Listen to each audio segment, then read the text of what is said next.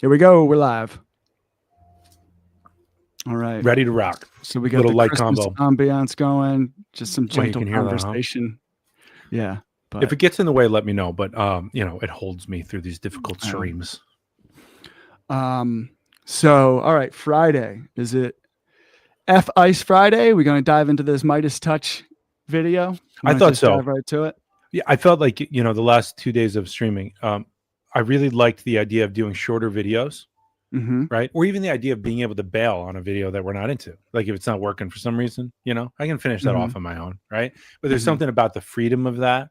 And the shorter videos, to me, they felt like, right at the moment, at least in terms of you and I and our evolution working together, it felt like it's enough to spark inspiration, something to talk about, and Yes. it grounds it in somebody that has the language, like somebody that's put a presentation together, right? Correct. It's a little bit like we're cheating on our project, where somebody Cliff else does notes. like the presentation and did all the work, and then we get to just like riff on it because we know what we're talking about too, but we didn't do the work, Mhm. It's And like reading the Spark Notes instead of reading Yeah. the whole book. Yeah. Yeah, you know what? I like that.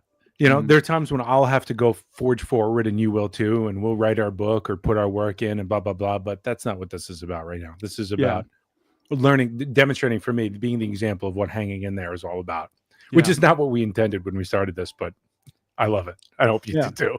I do too. No, for me, it feels like, at least that's the way my intelligence has worked. And I think what we're trying to do here is we're not trying to present all the details of every single thing, right? We're not news journalists in terms of like reporting the facts. What we're talking about is I don't need to know every single detail to know what's going on. Right. Well, for I me, can it's like identify the pattern. Yes. And finding that pattern is like, I don't want to sound like egotistical or like I know how to do this, right? But I can say with 15 years of doing this particular work, it is a way of life. It's a way of being in life. It's a way of understanding yourself, how your consciousness works, how life works, and how to work with that interface. And honestly, how to live a life of integrity, how to hang in there with skill, and to know when to hang in there and when to bail, what to connect to, not to connect to, this kinds of, how to make sense of things, how to give a place for I know this and also I don't know this, and to hold both of those equally, right? How to ask good questions and how to listen, right? It's all about how to come into relationship with ourselves and reality and how to live. So that's what I want to embody, right? And I'm again saying like I'm one of the more fucked up people on the planet, I feel, but I've done healing work for 15 years, and that puts me in a good position to talk about what it's like to be so fucked up in healing. Mhm. And then also teach it because I've learned a lot from all the fucked upness, Yeah.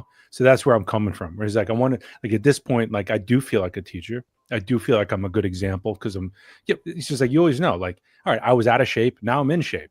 Oh, how did you get there? Well, let me tell you exactly how I got in shape, right? It's like that's what I'm doing. You know what I mean? I was like crazy, and now I'm relatively sane. And let me show you how to get to be relatively sane. No different than working those muscles, getting a six pack going. It's no different process. It just includes all of reality. So it takes a little bit longer, depending on your spot, right? All right. Gotcha. So I'm liking the shorter videos.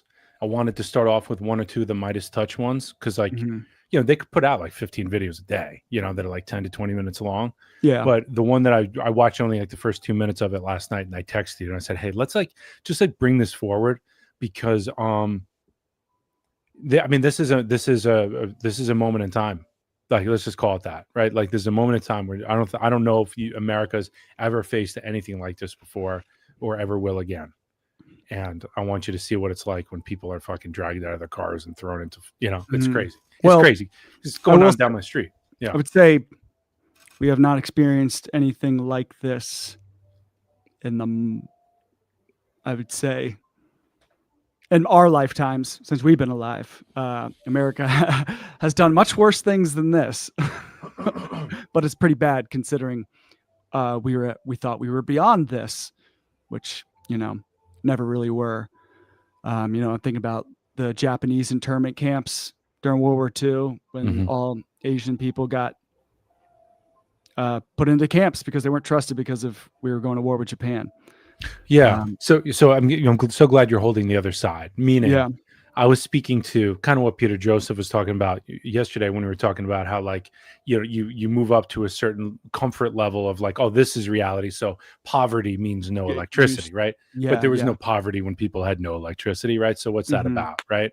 So I'm kind of looking at the life that we had, and I'm going, oh my God, look what we're losing here. Like, Yeah. look what's happening. This is what other people say. Obviously, I agree with everything that's going on. Just want to cover my ass there, right? But also, it's true, man. Even just bringing up the internment camps, I'm like, oh my God.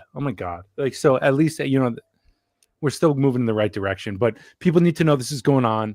The video that we're going to show is one of many videos that Midas Touch puts together.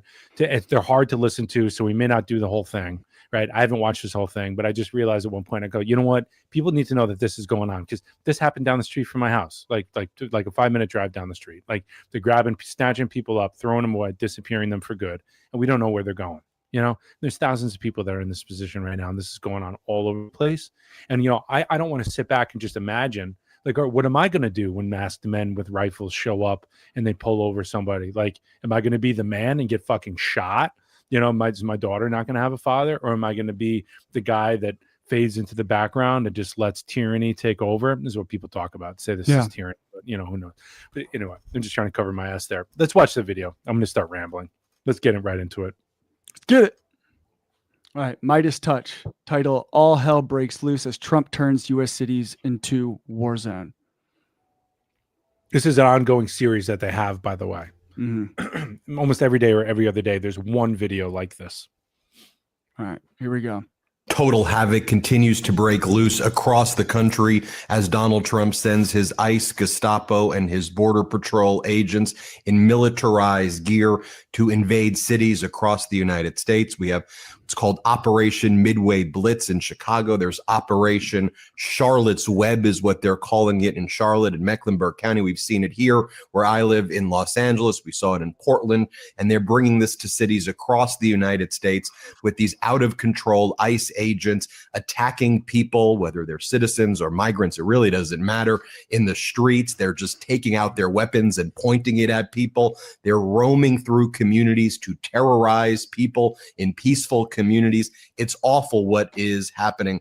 I mentioned those cities, but I should also mention St. Paul, Minnesota, where we saw ICE physically assault peaceful protesters just the other day, shooting pepper spray directly at their faces from point blank range. And we've seen the tactic of the Trump regime using chemical warfare against people in various cities. And they just go right up to people who are doing like nothing other than peacefully protesting, and then just start pepper spraying them in their face. Here, play this clip.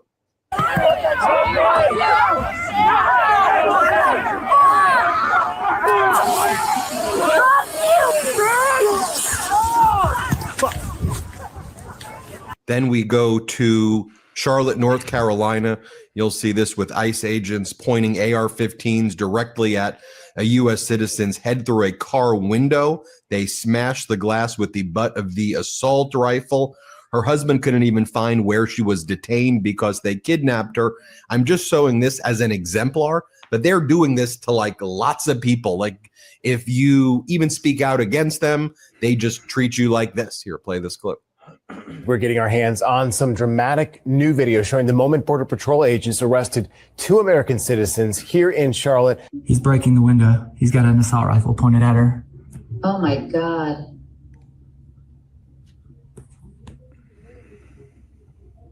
Put the windows down. Put the windows down. Can you hear them yelling, put the windows down? I can't. Like, this is coming to the neighborhood near you. That's the thing. Yeah. This happens. This is right down the street from my house. Yeah. This is happening. And these guys they're guys right off the street. Like, they just signed up, and now they have the full legal authority of the federal government to just walk around masked, not have to show any warrant or identification, and they can just do whatever they want. And we already see like what kind of person does that attract? Someone desperate for money who gets bonuses, who'd love to throw a mask on if you're powerful for once. Like, are you fucking kidding me? Yeah, it's what a recipe for disaster. Insecure. I got all my education for this through the South Park episodes of this season, first couple episodes. Did you watch those? Yes. You know, like So what a good. great education. They're like so Yeah. amazing. They're I, spot on. I'd never been so involved in news before. So like I was watching those episodes, taking so much pleasure. Yeah, you know what I mean? I was like, oh my God, I get every one of these jokes and the nuance and everything. I don't know. I felt like an adult for the first time. I was like, oh, I get it. I get how absolutely bonkers all of this is. Yeah. And bonkers is putting it lightly. I don't know. I just feel like we want to do our due diligence here. Just put this out there. Like every now and then, maybe. I like Midas Touch. I love the way they present information.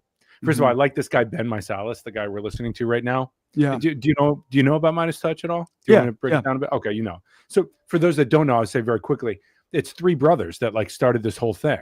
All right. Like one of them was like a real estate agent. Another one was another thing, right? Ben Mysalis, the guy we're listening to right now, is a lawyer, and now he's a professor of lawyering or whatever you would call that, right? And then he's got his other buddy Michael Popak, who comes on, who's like really fun. He's got the glasses, he's like got nice, you know, like style about him, and he's like the legal guy. You know, he does legal AF, like that portion of it. And then once like 6, 7, 8 p.m. shows on, if Ben isn't, you know, still pouring out the videos, other news anchors show up and they do their thing, and they're great in their own right, you know. And so like, yeah, I got to be careful because I could listen to Midas. It feels like I need to listen to every video that comes out, like for a certain amount of time. I felt like that. And I was like, this is all day. It was like, this is never going to end. And at one point I was like, okay, I got this, right? I can check in every now and then or read the headlines for when I really need to get in there, you know? But I feel like for the people that haven't been introduced to this yet, or they don't understand really what's going on, it might not be a bad idea to occasionally, maybe we don't have the full 10, 20-minute video kind of thing, but just for a few minutes, just to kind of quick do some headlines. This is where things have been going. This is where they are now. This is where it's headed, you know? Like kind of, I'm liking the shorter video thing so that you and I can do our thing on the back end, you know? Yeah. So that's really where this is coming from. It's just like, yo, if you didn't know this is going on, check it out. If you did know this is going on, say something in the chat so we can talk about it. Yeah. That's what I have to remind myself, because I have this stuff fascinates me. It's like you should I feel a sense of responsibility as someone to understand what these going on, but also as I'm in a position where I can inform myself. And a lot of people, I have to remind myself, a lot of people have no idea what's actually going on. Right. Because, you know, it's very uncomfortable to hold as like, oh, this is happening. And also just like a lot of people just don't have time because of how intense it is. It's like, I can't think about this. I still got to pay rent. Like that's right. I got too many things to do. Like I can't. Right, the reason I can do this, and I know you're going to resonate. Did I cut you off? I didn't mean to cut you off. I did.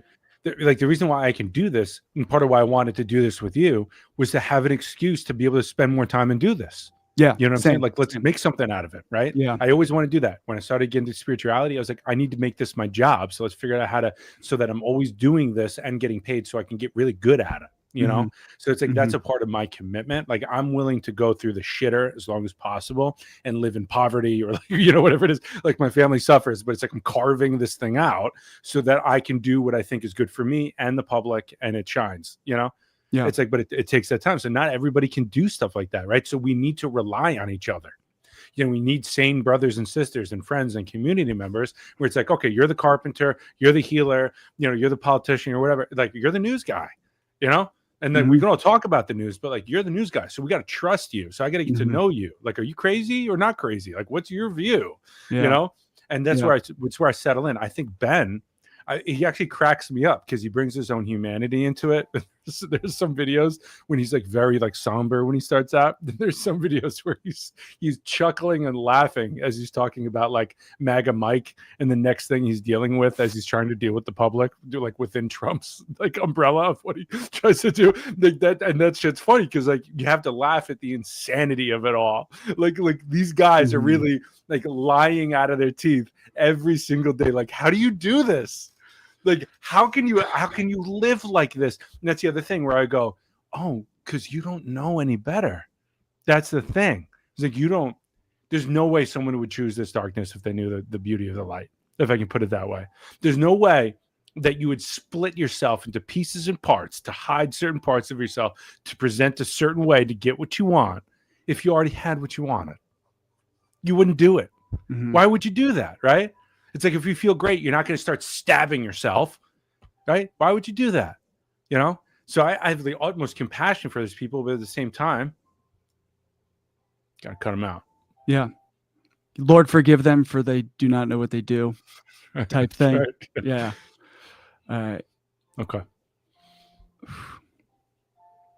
All these guys are pussies. Pussies. That's the thing. That's the energy I have to not do, because I'm Yeah. like, dude, I got a daughter.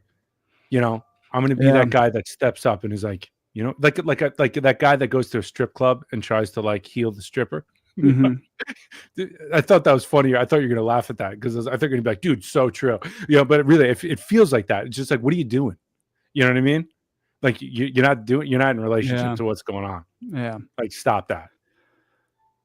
All right.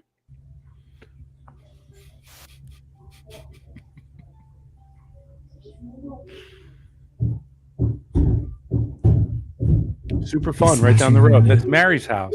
Oh, is that Mary in the car? Doesn't Mary have kids? You know, Mary was just over for dinner. What'd she do? Yeah. What did Mary They do? just rip people out of their cars. I'll bring you to Oak Park, suburb of Detroit, Michigan, right here, where ICE just tases a woman they already detained in zip ties. So they zip tie her, then they tase her, then they throw her non-responsive body into a truck like a rag doll. There are children in this area. It's near restaurants and schools, and this is what happened. Let's play it. Oh my God, this man just like tased this woman. Border Patrol.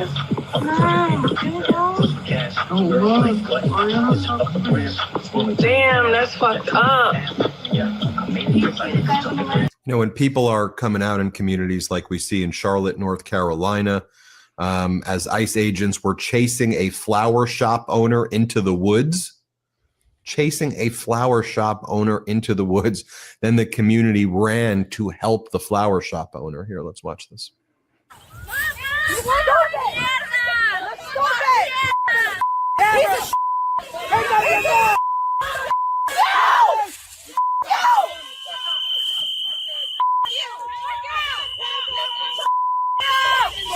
Next, I'll show you kind of near where I live in Temecula, California, where an off-duty ICE agent detained a teenage U.S. citizen at gunpoint, holds him hostage, demanding to see his papers. And you'll just see, it's like an off-duty ICE agent. He's just standing there in the street, waving a gun around. And when the 17-year-old's driving his car, he just points the gun at him. Like, I don't know how to describe it, like as though it was, and it's a bad example, like a Grand Theft Auto thing. Like, I don't even know what I'm watching, like the video game, but it's real life and people are being tortured. Here, play this clip. He is a federal agent, as they believe. They say it is a whole other level of terror.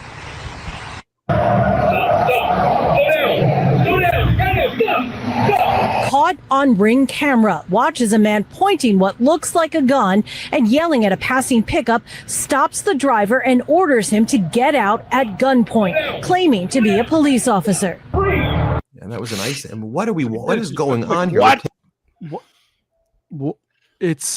But this is the kind of person that gets hired by this kind of situation. This, you know what I mean? Like, with no These training. are literally guys who have been spending the past 10 years on 4chan sharing Nazi memes, and now they have a weapon provided by the United States government to take out their racial resentment.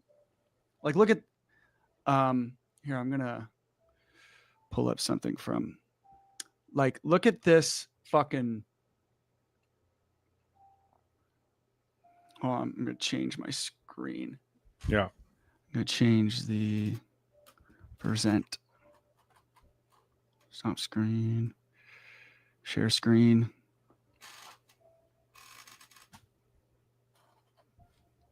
All right, this here.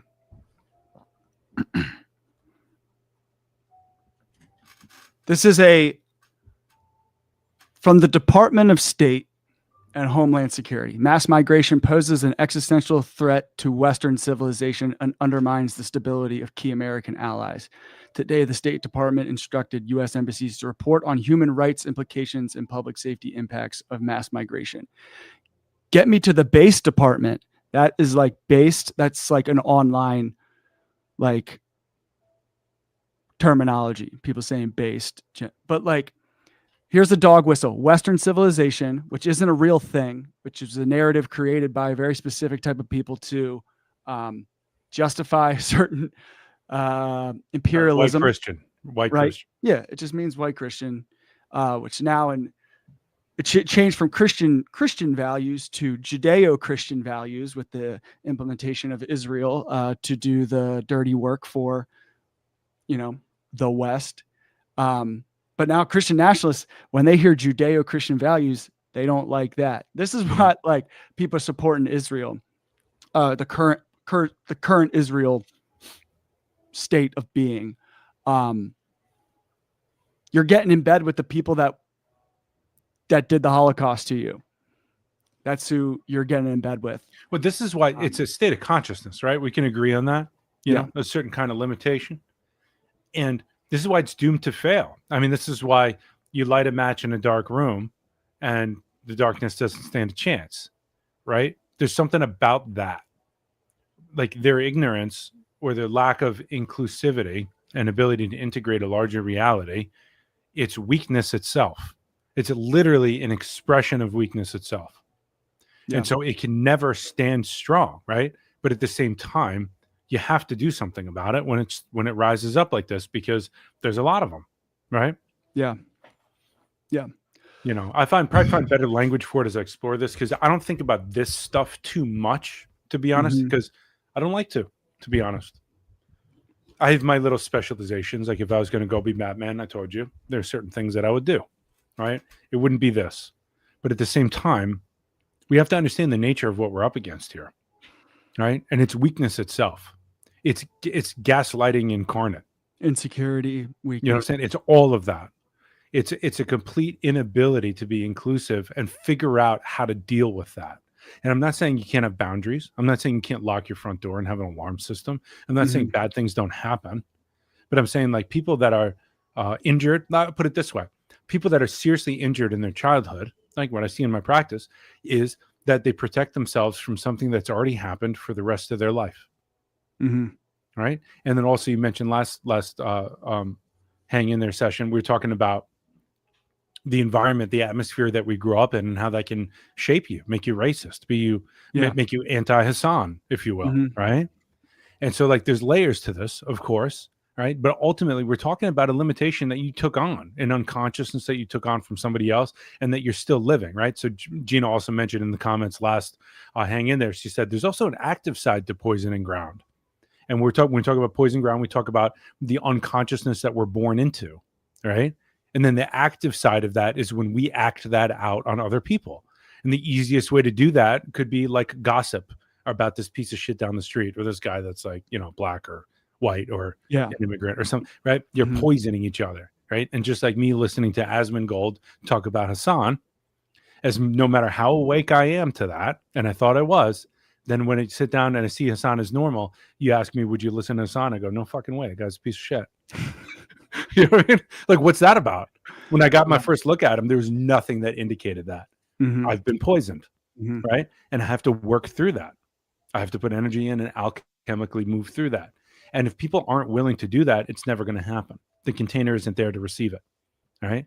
So we have to know when we're up against something like this and that narrow view and so on. But my point is, it's weakness itself. It'll never win. It can't win because life always wins. And the side of life is inclusive. Life is all inclusive. So if you're going to be anti that in any way, you're only holding, and again, there's nuance in this. So I would, anyone that hears this a certain way, I would say, get in the chat and ask some questions so I can unpack it for you so you can understand, I'm not saying open your door to everybody, but I'm saying there's a certain relationship where like, if you got hurt by an immigrant when you're little, not immigrants are going to hurt you. Part of your path and the theme of your life is to deal with the fact that you're going to be scared of immigrants, but open up to the fact that 90 to 99% of them are not going to hurt you, right? But you did get hurt. So that's absolutely true. And the world is dangerous. That's the return to innocence that adults have, where you can never return to the full innocence of your childhood when you reclaim this part of yourself, because you have wisdom, the experience of knowing, no, you can be hurt. So now you're an adult that returns to the place that's still open. So there's still possibility, and the movement of life can still go on through all of us. Does this make sense? Yeah.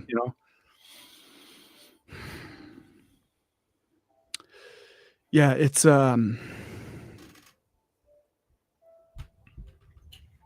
there's so many places it can start, like where we need to like start with somebody about to open them up or to have ourselves open up. And that, I guess that's kind of like the dance in the position of like a healer of where do you start? What's the entry point? Right. Cause for me, I go look at this, right? We talk about like immigration. All right. So if we really want to solve the problem of immigration, like we're naming the problems, all right, we have an influx of migrants here and it's creating destabilization, right? Let's take the conservative response. It's like, there's too many people here. We can't bring in this many people. We don't have enough, not enough jobs, blah, blah, blah, blah, blah, blah. Even if that were all true. All right. So why are people coming here in the first place? They'd say it's like, well, because America's the greatest country and everybody wants to be here. Nobody wants to leave their home. Nobody wants to have to trek from their country. And you look at where all these people are from Haiti. That was the big one during the election. Like Haitians are eating the dogs and cats. Look at the history of Haiti and European colonization. From Guatemala. Look at all South Central America, where all these people are coming from, and look at the United States intervention to extract their resources so that we could become wealthy. So again, if you want to solve that problem, you got to look in the mirror. What did we do? We caused this problem. We destabilized their countries. We made it so we took all their resources and money. So we installed a couple people that we'd make wealthy, and then the rest of their people are poor, and created this situation where these people have to flee their countries. Right. But I can't start there with somebody, right? They're not ready to hear that truth or really look in the mirror in that way. Mm-hmm. Because there's also a part of it. It's like, all right, well, what the hell do I do? But I can't control American foreign policy and economic policy. I still got to deal with the immigrants that moved in next door. Right. So it's easier to just get mad at the immigrants that are next door. Mm-hmm. Difference, like you said, difference between the holistic view, seeing how everything is connected, and then looking at something like it's in a vacuum. Yeah. Because when you look at something in a vacuum, there are many valid views that completely fall apart when you include more, when you include the larger reality. Suddenly those views that are in the vacuum are totally invalid. It's just the way it is. So it can look like totally right. Like, oh yeah, take all this away and look at that. That's the way it is. It's like, yeah, if you take everything away and look at it like that, that is the way it is. Yeah. When you do all that to it, but when you connect it to the rest of the whole, there's a whole different ballgame going on and different questions arise. Like, can we have a better immigration policy? Right? Can we take a look at why we're driving all these people to us? Yeah, it's just a larger view, right? And it's a more difficult view. Yeah. Gina said it's a Billie Eilish clip from the press conference where she said, a lot of people here are billionaires. And if you're a billionaire, you need to ask yourself why you are a billionaire. Yeah. We talked about this last time, right? Yeah. Yeah. Like, how did I make $1 billion? Like it's impossible to make that much money without fundamentally by the design of the system without exploitation happening on some level. Absolutely. Yeah. I'm allergic to this conversation. No, I think about because this insecurity comes up for me a lot too when I talk about,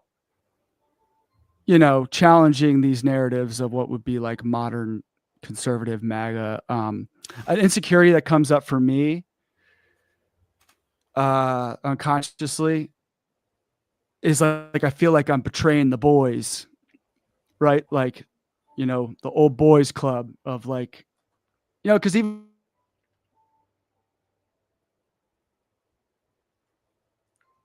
from the right about wokeness and am I back? Yep. Did I cut away? For a sec. Start over. Okay, I'm back. Yeah. All right. But I have this insecurity that comes up about one, it's a fear of men, angry men, and holding these positions. You're seen as a pussy, right? You're seen as weak if you stand for human rights, right? Or against homophobia and racism. It's oh, your wokeness. But I still have an insecurity about that with being the That's a part of your personal path. Meaning, and it's deep. It's deep. Yeah. This is your personal way of describing what everybody deals with in their own way. When you go ahead and be yourself, and you go think for yourself. Right? Like there's a lot of, I think E.E. Cummings has this quote where it's like, to be yourself in a world where everybody wants you to be something else is the hardest thing to do. Yeah. Right. And you're talking about the process of doing that.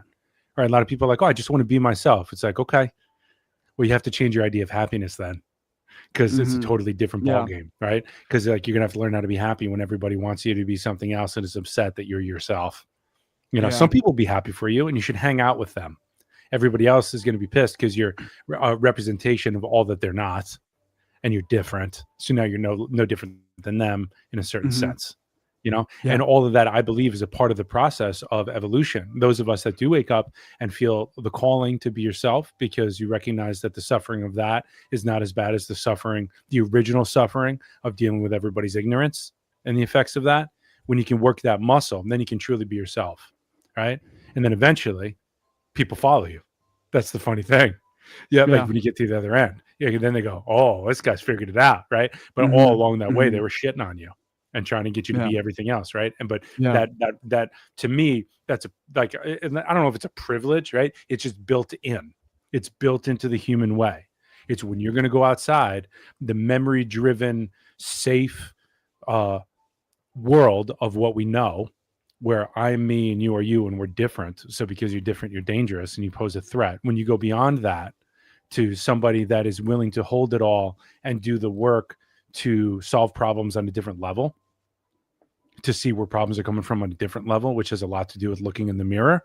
Now you're a threat because you're threatening everything. You're getting in the way of my TV before bed. You know what I'm saying? You're fucking up my gym time because now I got to think about this. And now I might even need to get a therapist if I'm feeling like maybe you're right, you know? So instead of dealing with all that, I'm going to attack you because now you're the problem. Now you, not only that, but you're the problem at home. You know, we had a problem out there, but now we got you. We got to do something about you. Right? Because you're a threat now. Because what's the threat? You're going to make me change. And I don't want that because that's dangerous. All right. And I'll fucking kill you. You know what I mean? Because that's what comes up. Because it's that whole cutting out thing, right? That we're talking about with people that have pathologies. And, you know, if you can't put them in jail, you're going to heal them. They're not going to heal. Nobody's willing to heal, right? Like, where do you meet your clients? Where do you do that? It makes me think of like, it's winter, right? It's like approaching winter, so it's very cold. You got to bury my cat. Ground is so fucking hard. I can't fucking bury my cat. You know? And I'm saying this because it's like if somebody's ground is so hard, what do? Do you move them to a warmer climate, soften that ground, and then wait until they're ready, right? What is that climate, right? Or you know what I'm saying? Do you wait for the next season? You know, what's the right time to do this, right? Sometimes things come up when it's not the right season. You have to find another way that's not perfect. I'm thinking about putting my cat on a raft and sending her off on the Hudson River and lighting arrow on fire and hell yeah. Because she deserves it. Yeah. You know, but even that, and I love that because then she could be a part of the Hudson, and the Hudson is such a part of my life. Like I've grown up next to the Hudson River. It might be the dirtiest river on the planet, but I still love that river. It's part of you. Yeah. That's what I mean. It's part of me. Right. But I still want to put it in the earth, but I can't. Jeannie keeps saying use like gallons of hot water. I'm like, this is going to take fucking 3 days. And there's roots everywhere where I want to put her. I'm like, this sucks. Right. So it's like, I don't know. To me, it's a good metaphor for what we're trying to do because it's so important for me to bury my loved one in the way that I want to. But everything is saying no. I can't figure out a right way to do it. So what do? You know? And so I just keep wrestling with it. I keep thinking about it. Keep trying to figure it out. What am I going to do? What am I going to do? You know, I'm hanging in there. You know? So if somebody's unwilling to heal, like some of these ICE agents, what do? You abolish the fucking department. That's what you do. Yeah. But like on the interpersonal level, what do we do?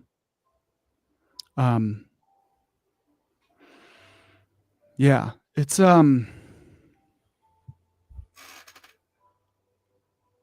heavy stuff. And I think about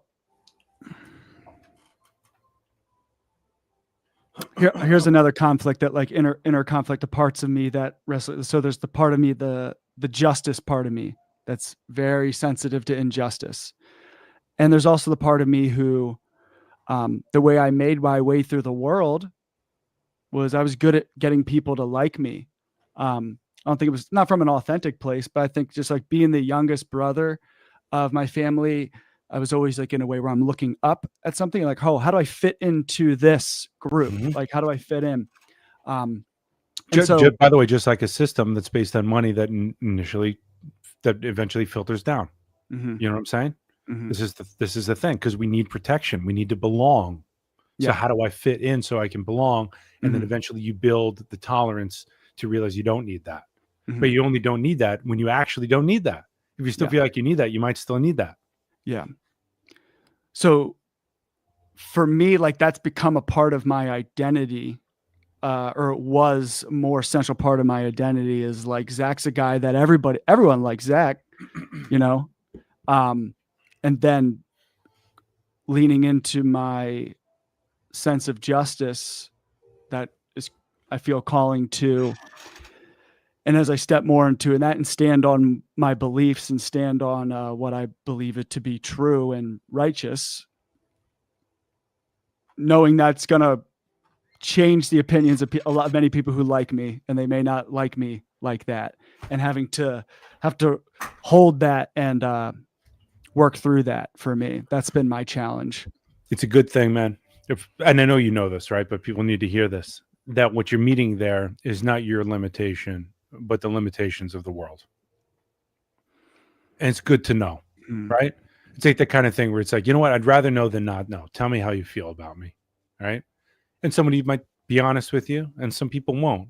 But you'll find out for sure when you're yourself, and you really go there and you live that, and you stop like giving yourself up on the altar of making things okay. When you stop doing that, then you'll meet who's really open, right? Then you meet the people who really are like you, Zach, and say like, oh, everybody loves Zach. Everybody loves you because you're open, because you're not going to kill them all for who they are, right? But as you maintain who you are, and it starts to rub up against who they are, then you get to meet who they are. And is this a person for you? That's the question, right? It's not about you anymore. It's about them. Yeah. And the whole world is like this. And it happens to me all the time with Hassan, right? It happens all the time. Yeah. We're always working this. There's always that larger model. Yeah. Yeah. That's why we're here. Big part of why we're here, I believe. Want to watch more of this, or do you think Absolutely. you got the? Okay. We got a couple more minutes. Yeah. Take you to Illinois right here, where ICE and Border Patrol agents tased a man while zip tied in his vehicle. The same tactics we saw in that other video. Play this clip. Step back. Stop tasing Step him. back. He's not getting tased. He is not getting tased. You step back. Fuck you. Step back. You can literally hear the taser and you can see the taser in there. And then I want to bring you to what ICE has been doing in Catholic churches and places of worship. For example, here, ICE set up their raid outside a Catholic church as the priest was giving a special warning during Mass, and they targeted the church in Illinois. Here, play this clip. In Rogers Park, the presence of federal agents outside of a local church brought out many in the community determined to keep parishioners safe. It was just after 8:30 this morning when Julie looked out her Rogers Park window to see this. Immigration enforcement agents interrogating a man stopped right in front of St. Jerome Catholic Church. I think they've been casing the church. I mean, the mass times are down. And then I want to show you this right here. As you've seen this clip before, I'm sure, the clergy that's showing up at the Broadview facility in Illinois are getting like pepper sprayed and shot out with non-lethal rounds, which are very painful, by the way, even though it's called non-lethal, outside of the Broadview facility by Chicago, Illinois. Here, play this clip.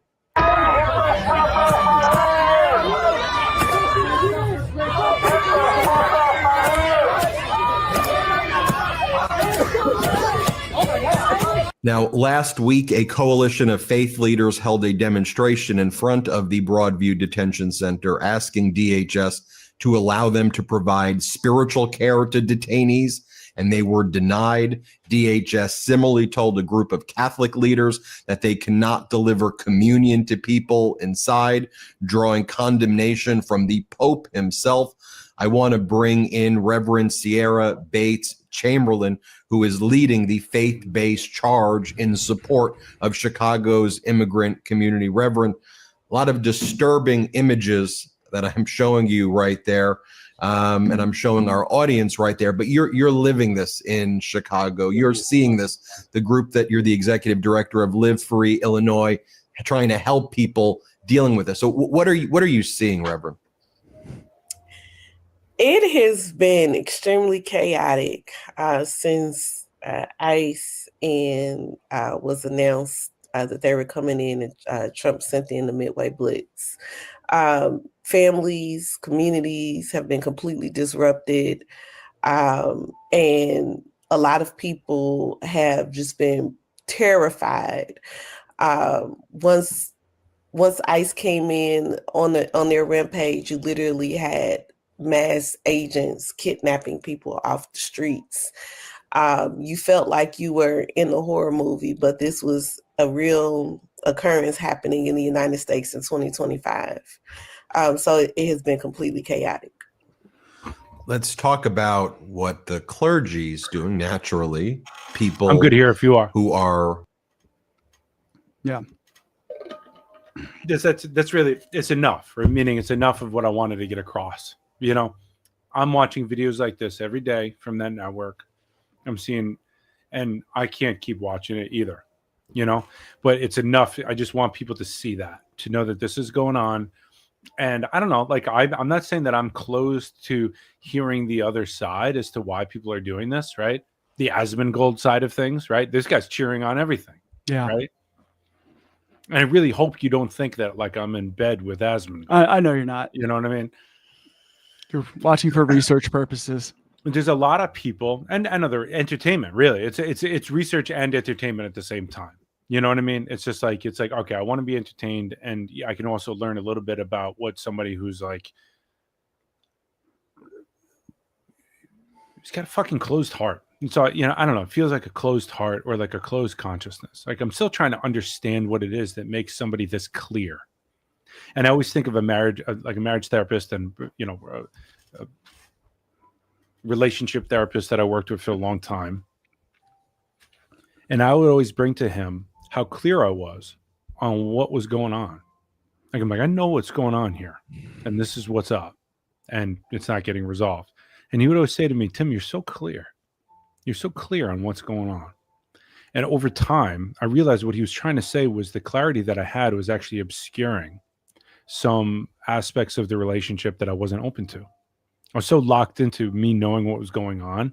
And a lot of that had to do with the pain that I was experiencing and the skills that I have, and diagnosing it and saying, this is what's going on. And he wasn't saying you're wrong, Tim, but he was also saying you're very clear on what's going on here. And that might be a problem, right? Meaning there might be something else. Like you're really smart, you know what's going on, so on. You're not seeing the whole thing. You get what I'm saying? I get what you're saying. When people are that clear, I call it a false clarity. Yeah. Right? It's a safe place.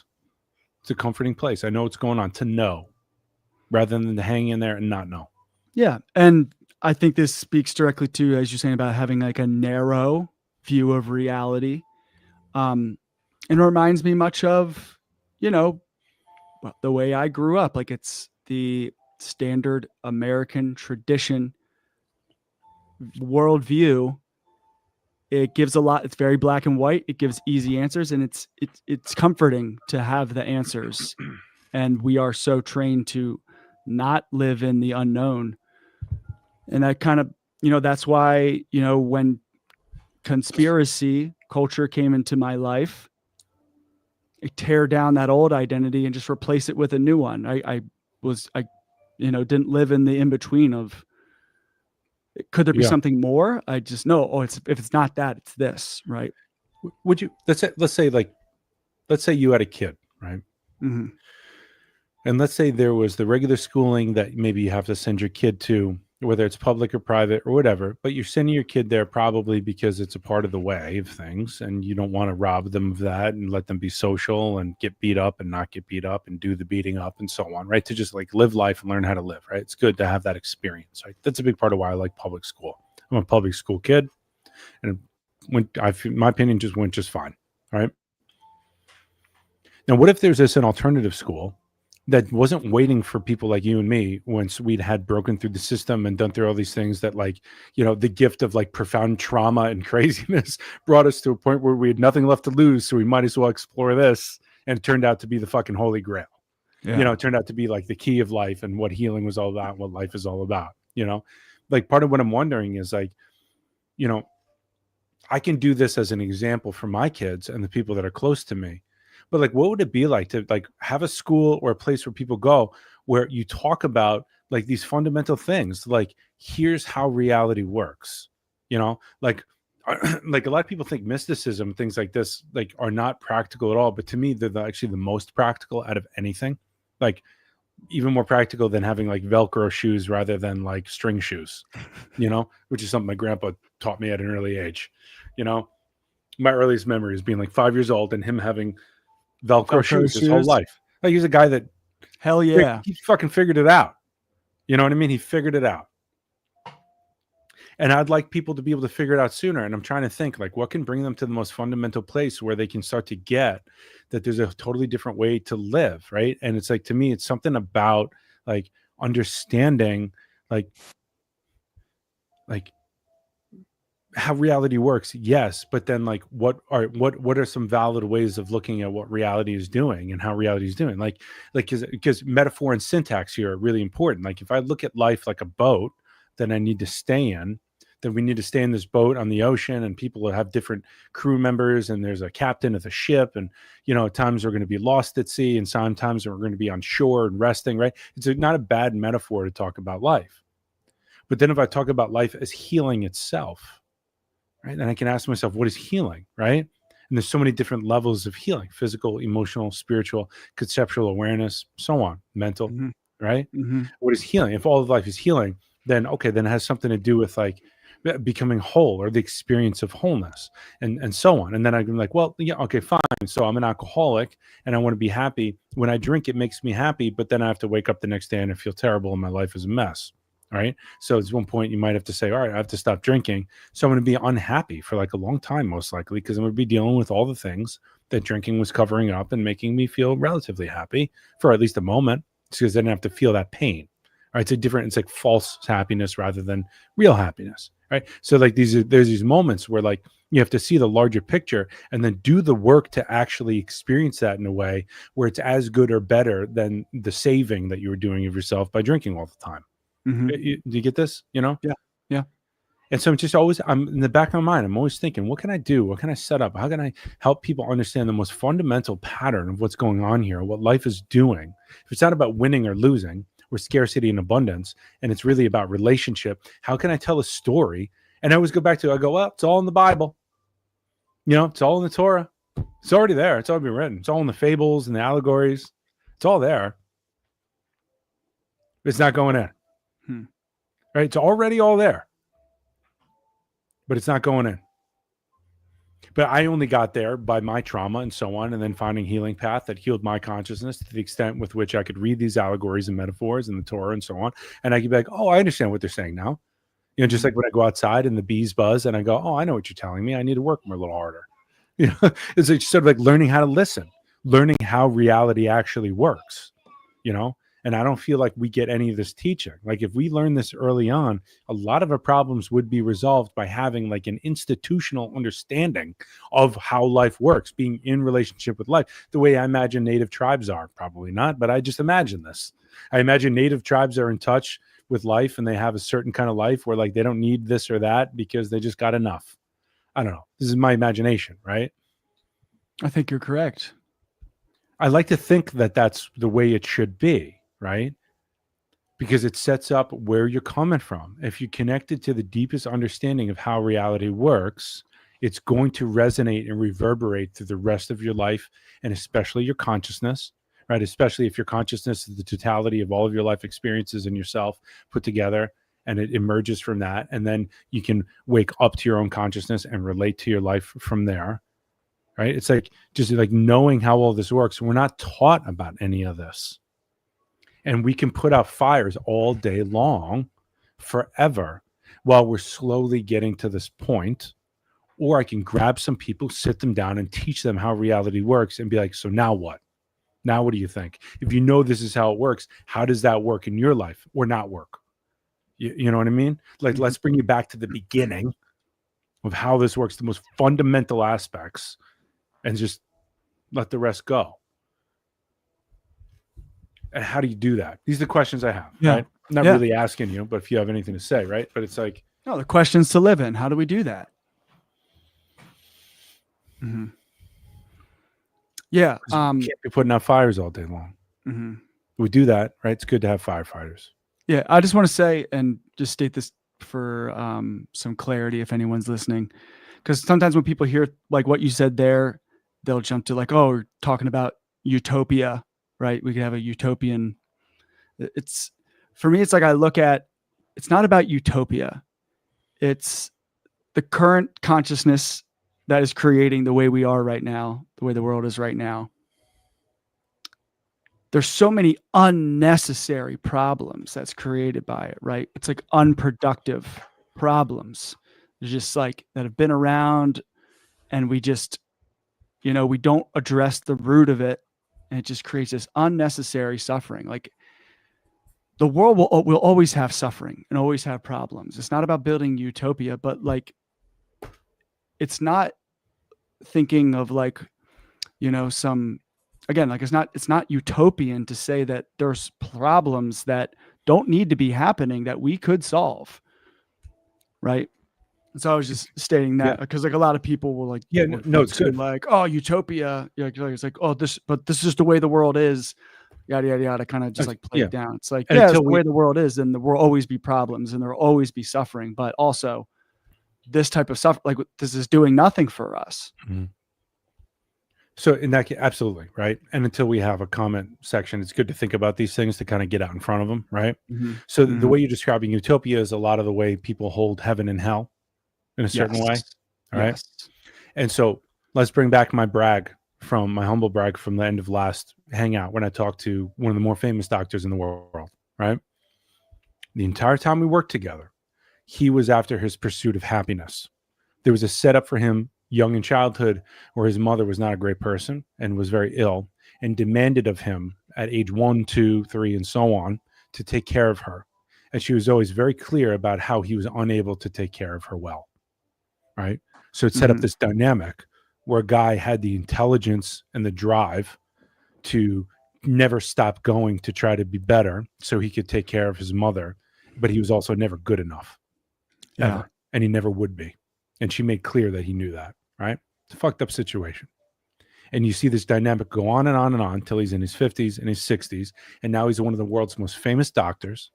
And he comes to me because he hates himself. You know, and there's all these other problems, but that's all I'll say, right? Mm-hmm. Hates himself.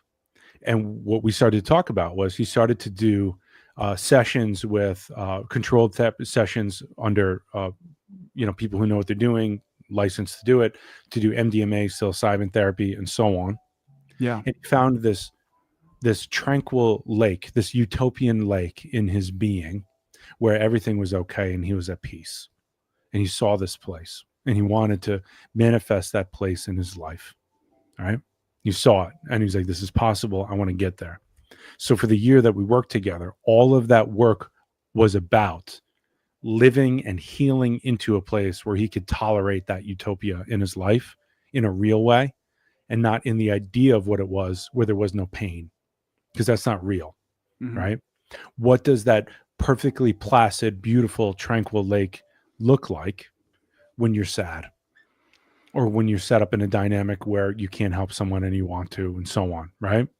It's something about building that muscle and maturing enough to the point, like I used to say, fake it till you make it, right? Once you're on that other side of the wound and you can start to say, okay, I get that there's a utopia and I have to work to get there, then it's a fake it till you make it, right? And this is when I started to think like, I think like the final physical manifestation of a well-lived spiritual life is actually to have serotonin like coursing through your body, because serotonin says, I feel content and I don't want more. I'm good as I am. Right. Dopamine and other chemicals will say, this feels great. Yeah. I want more. Give me more, Oxy. more. Yeah. I'm not good enough. Not good enough. Right. Yeah. But serotonin says, I'm content and this is okay as I am. Everything's good. And even when I'm upset, this is good. I understand why it's here. There's intelligence in it. Oh, I see how it's helping me evolve. I see how these difficulties are actually, or these problems may not necessarily just be problems only. They're actually an artifact of a less coherent life that I lived that's coming back to revisit with me so that I can reintegrate it into the larger whole that I am now. And it just turns out this is the way all of life is. Right. If you want to talk about coherence and music and so on, it's like we're playing these notes that are out of tune early on because we got wounded. And then as we tune ourselves, the bad notes come back and we have to play them again in a certain way so that they can reintegrate into the more coherent song of our life and the song of all of life, the wave and the ocean in relationship. Right. And so what I told him, what we did for many months was doing that work of meeting his pain and seeing it within that understanding. And we cried together, we wept together, we fought. It was all of that. And at the end of it, like, he got it. And what I said to him was, because we had that kind of a relationship, was I said, you've been telling me for a year now that you have so much compassion for all of your students, all of your clients, and all these people that you work with in the world. And he was the head of different organizations for different countries. Like, this was a big guy. And I said, now that you finally have compassion for yourself, the effect that you're going to have on the world is finally going to be real in a way that you could never have imagined before. Your compassion for everyone else before wasn't real because you didn't have compassion for yourself, period. It was an idea. You were pretending. You were pretending. You were doing your best shot at what it looked like to be compassionate for other people. But on the deepest level, you were not able to do that because you didn't have that for yourself. So it wasn't real. It was good enough. Let me give you, like, I've made it clear to him, like, nothing you're doing is wrong. But you just elevated to the next fucking level, you know? And then we stopped working together. And I never heard from him since. Like, last time he called me and he said, I just got off the phone with Trump, who we both love very much. And he's like, I just got off the phone with Trump. He asked me to be the next Surgeon General of the United States. And he was like, actually, I'm not going to say anymore. This is, but he said the work that we did, I said, I would have been in my head because it would have been an idea. But he's like, when I was on, he's like, I told him I called him back after the flight, called him back because I was in my heart. And I told him X, Y, and Z, he was like, because the work that we did. So I say that just not like to like toot my own horn, but because like this work works and we're all human beings working through the same shit. Some of us have different levels of mastery and a capacity to be the greatest doctor in the world, but all of that means nothing if you can't give it to yourself. And when you can give it to yourself, there's this other thing that happens that changes the whole game, right? And this is what I mean by like, I want to help people understand that like, this is the way it is. Like, you can fake it all you want, but it's not real. You're just performing. You're doing your best based on what you know, and what you know is what you can relate in yourself. And if you can't give this to yourself, how can you give it to somebody else? You can't. Not on that level. You just can't. And I'm not saying that to knock anybody down. It's just the way it is. Yeah. It's beautiful. A little off topic, but in similar, when you're talking about the music notes and being in tune, I'm thinking about, you're talking like bringing like the wrong note or out of tune note, and then it comes back. Makes me think about jazz chords, like if you're playing like a G, like, and then they add in an extra note that isn't in the G scale, but in the context, right, of the rest of the chord, it adds like this special, unique sound that's just like, ooh, right? That's right. It's even better in the right context. It's even better than just playing the regular chord. That's right. Yeah. Yes. I'm not so musically inclined, right? I love music. But Yeah. I've heard even like Jason, our teacher, who talk about like things like, oh, this is like, I'm not going to find the right words for it, but he was talking about how like there can be music that's like outside, that's anti to the music, and that's music too. Like there's like this other side to it. I think it's kind of like, You know what? Let's just forget it. Let's cut that out. We'll have our editor cut that out because I'm not going to be able to get there. But there's something about like adding that extra dimension to it, and when it's connected to the whole, it's something different. But if you looked at it in the vacuum of like, hey, that note was outside of that system, so that's a bad note. But when someone has a certain kind of mastery, you can play a lot differently. You know what I'm saying? And you can get how that's connected. It's poetry. It becomes poetry. Yeah, right? Absolutely. Yeah, yeah. Again, if you just played that note and not the rest of the chord in the song, it'd make the song like, what was that? Right. But if you're playing it in the context of with everything else, it becomes the third thing. And it's a great it's all a part of the third thing. What is the third thing? Life, love, everything that we're talking about right now. All the pieces that combine to become a whole. Right. And we don't want to see them as pieces only. Because when you see them as pieces only, you're going to see many pieces in opposition, and they don't need to be in opposition. They need to be in relationship, and everything is and should be in relationship with each other. And if it's not, it's incoherent, and it's a note that's going to come back to you later on when you do become coherent. Cool. All right, my friend. So do we need a palate cleanser? Yeah, we can do a palate cleanser. I have an idea for this, guys. Your short videos. It's called Meditations for the Anxious Mind. He's this guy is he's I love this guy. He's an Irish dude, and he just does these monologues that he writes himself while he's on the street, and it's like making fun of like cultural I would say subgenres of people or subcultures, but he has such a great take. Here, let's look at therapy culture. I'm gonna do this one. Congratulations, therapy culture has fucked you up. Under the influence of the American dream, our TV screens became a mirror, showing us a better version of ourselves. A healthier, happy homeowner who harmonizes with life's purpose. Competition taught us that inequality is irrelevant. Everyone can be a success if they work hard enough. So we pulled up our bootstraps and dressed aspirational, but never learned how to iron our clothes. When our level playing field has potholes, we were told that failure is the risk that's reserved for the lazy. But on closer inspection, we can see that fortune favors the Balenciaga. And now, still seduced by the glow on our screens, we're no longer part of the audience. Social media has made us all unpaid cast members with hot takes and highlight reels, competing for the lead role as the star of the show in a movie that's all about you. Therapy culture has overprescribed self-obsession to the middle class, turning social issues we experience together into personal failings we unpack with a therapist, because being sad is a conscious choice and toxic positivity is a daily affirmation. When community collapsed, we all went to counselling, consoling ourselves in controlled environments, while compassionate voices we pay by the hour co-sign our beliefs and pretend that they like us. We were told to set boundaries, to manifest intentions, and to hold space for ourselves. But when we constantly draw our attention inward, our life, our thoughts, and our feelings become a brand campaign. How do I maximize my happiness, stay authentic to my true self, and cut all the toxic people out of my life? Because now that I'm the most important person in the world, I get to decide who those toxic people are. And if they don't fulfill their life's true purpose, which is to make me feel good, I'll detach with love and protect my space and let go of that which doesn't serve me. My energy is sacred. Therapy's great. A lot of people need it, especially the people who refuse to go. But the problem with therapy culture is it becomes our default social setting. Everything becomes about how you feel. Gaslighters wield their buzzwords like battering rams, weaponizing empathy to shine a light on all the shadow work you have to do. This oversaturation of therapeutic language does two things. It normalizes the culture of narcissism and entrenches the neoliberal worldview. Now that the world revolves around you, healing is done indoors, and your wellness is your responsibility. It's not capitalism's fault that you're crazy. It's your attachment style, or the mother wound, or your inner child needs a hug. We were told to sit with our feelings, so we sat alone for so long that we forgot what it felt like to be together.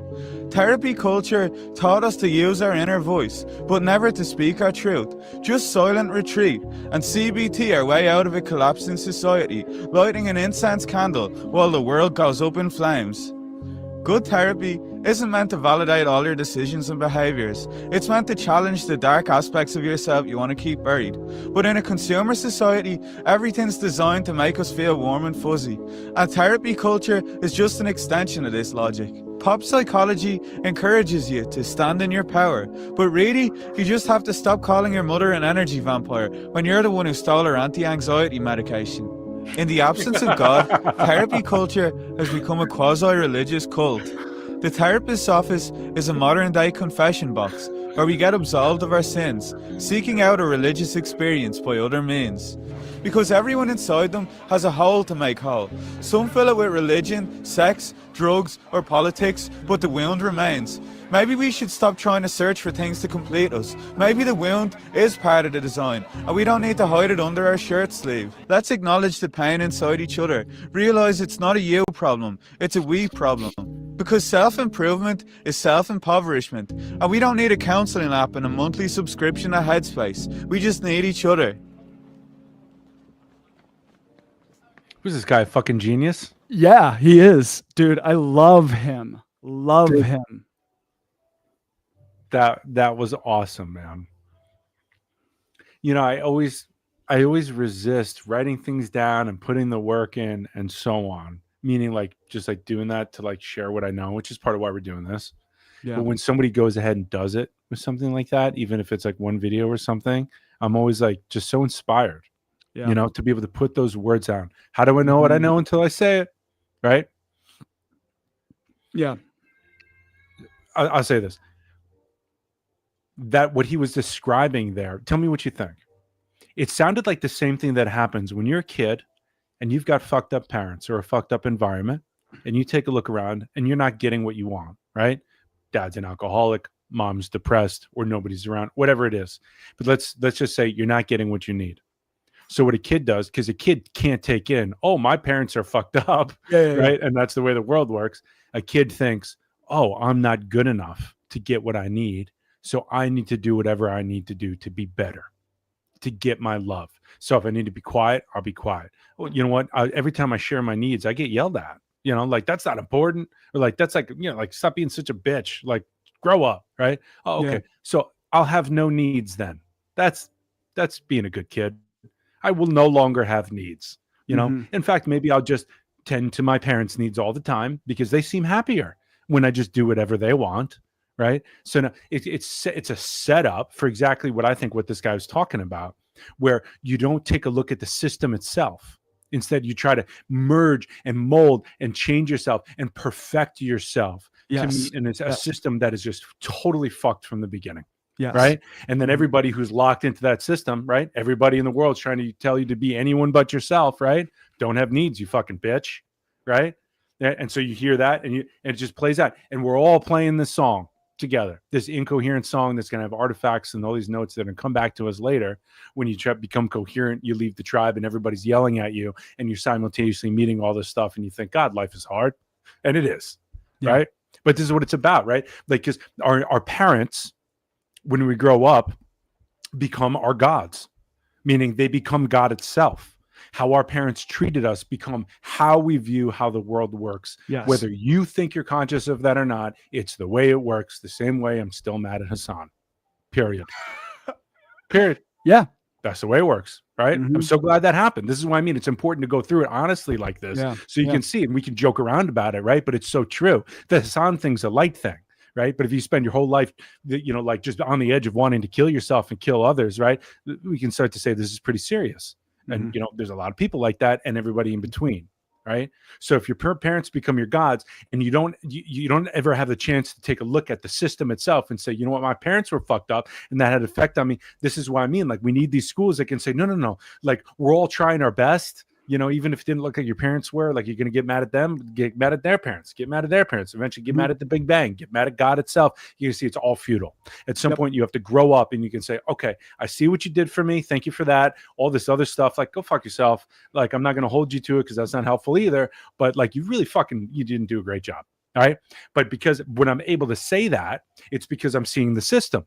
I'm seeing a more whole possibility of what's going on. And so I can start to see the brokenness and the wholeness within the system that I was working. And then when you look at the system, you can start to say, oh, okay, so like, what am I really supposed to be? Who can I really be within? Like, what would it have been like if my parents stayed together or they were whole or like they could actually, you know, congratulate me when I got an A on something rather than saying like, why didn't you get an A+?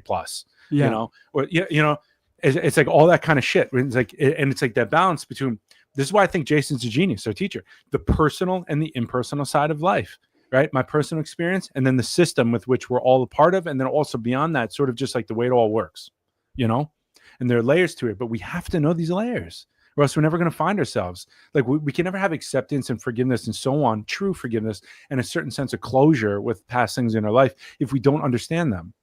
Otherwise, we're like coming into closure with like some vague idea of the way things are supposed to be, and it's not true. It's never going to work, right? We have to have a real conscious relationship with what's going on. Yeah. So that's my take, man. It feels like, you know, the initial parents transferred into this, and now like we're all working within a system where we feel like we have to be this way. And what does it do? It creates a whole bunch of narcissists because we feel like it's all up to us. Just like a little kid is a born narcissist. It is all about them. It's supposed to be, right? My daughter does something. I'm like, oh my God, not only are you amazing, but you dance so great, and look at your hair. Look at your hair, that smile. Oh, I love when you laugh, whatever. And then, like, you know, if I do it right, sometimes she's just like, yeah, like you're just doing your job here, right? And it doesn't hit, right? But there's sometimes when like I say it and she just fucking glows. She glows, and it heals me because I'm like, yes, this is the splendor of what happens when a child has a safe environment through which they can receive themselves, and she can feel like she's amazing because she is amazing. And she's not going to go seeking that out later on. And because she knows she's amazing, when she goes into the real world, she's going to be like, this is not right. She's like, this doesn't feel right. Why? Because healthy self-esteem. Because she's already awesome. Yeah. You know what I'm saying? So she's self-esteem. going to feel that dissonance between a broken system and who she is. Right. So she's not going to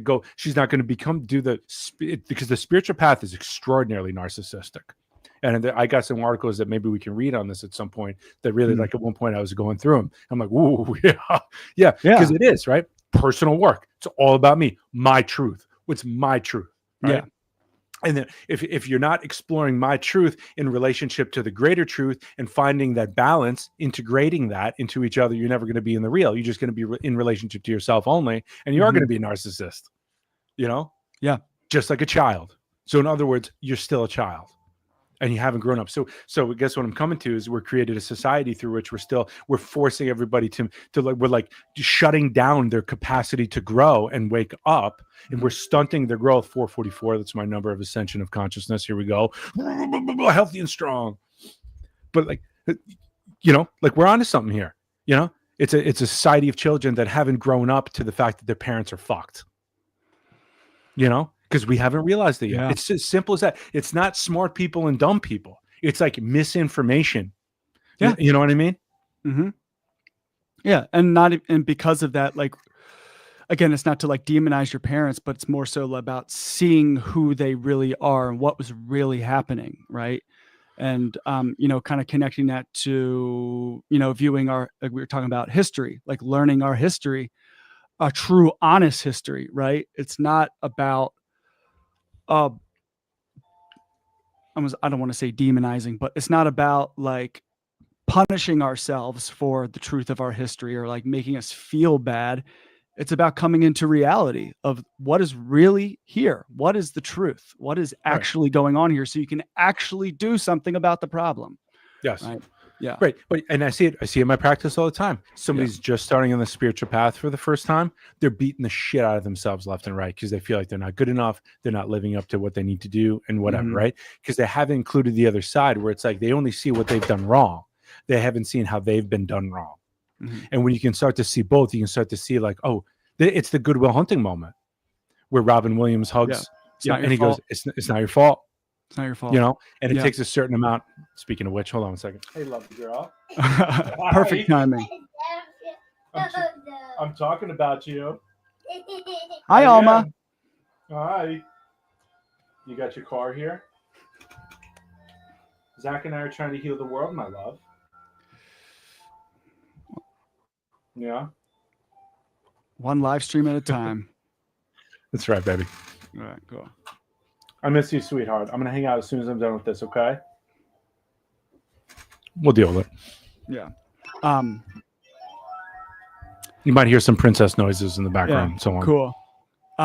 It's also making me think about, there's a Martin Luther King quote where it says, capitalism forgets that life is collective and communism forgets that life is individual. And it's in the synthesis of these two things lies the kingdom of heaven. Right. Oh, maybe a third thing, if Yeah, you will. Right. Yeah, exactly. Capitalism. Yeah. And so that video, when I hear him, what he's talking about is, you can't solve consciousness with the same level of consciousness that created it. Right. So Close the if door, we have sweetheart. a, Close the door, my love. yeah. So like, oh, I didn't know. She knows. I didn't know. Liar. Punish her. Lying to my face. You disrespect your father like that? No, I should close the damn door. Good. Oh, it drives me crazy. Now I'm going to go drink a fifth of scotch and take it out on everybody.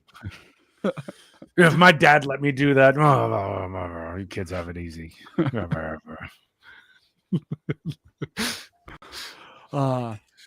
Yeah, she's a lucky girl. People say that. I'll never take it in because I feel like the moment I do, I won't be able to support her. You know, take it in for a second and then let it go. No, because I'll cry. I can't right now. I'm too fragile today. Yeah. But yeah, the same level of consciousness trying to solve the level of the consciousness that created the problem, a problem that was created by the same level of consciousness. And so like what he's talking about is like, you know, especially living in the West, neoliberal society, hyper individualism. And so the solution to why do I feel so messed up? Why do I have so anxious? Why am I depressed?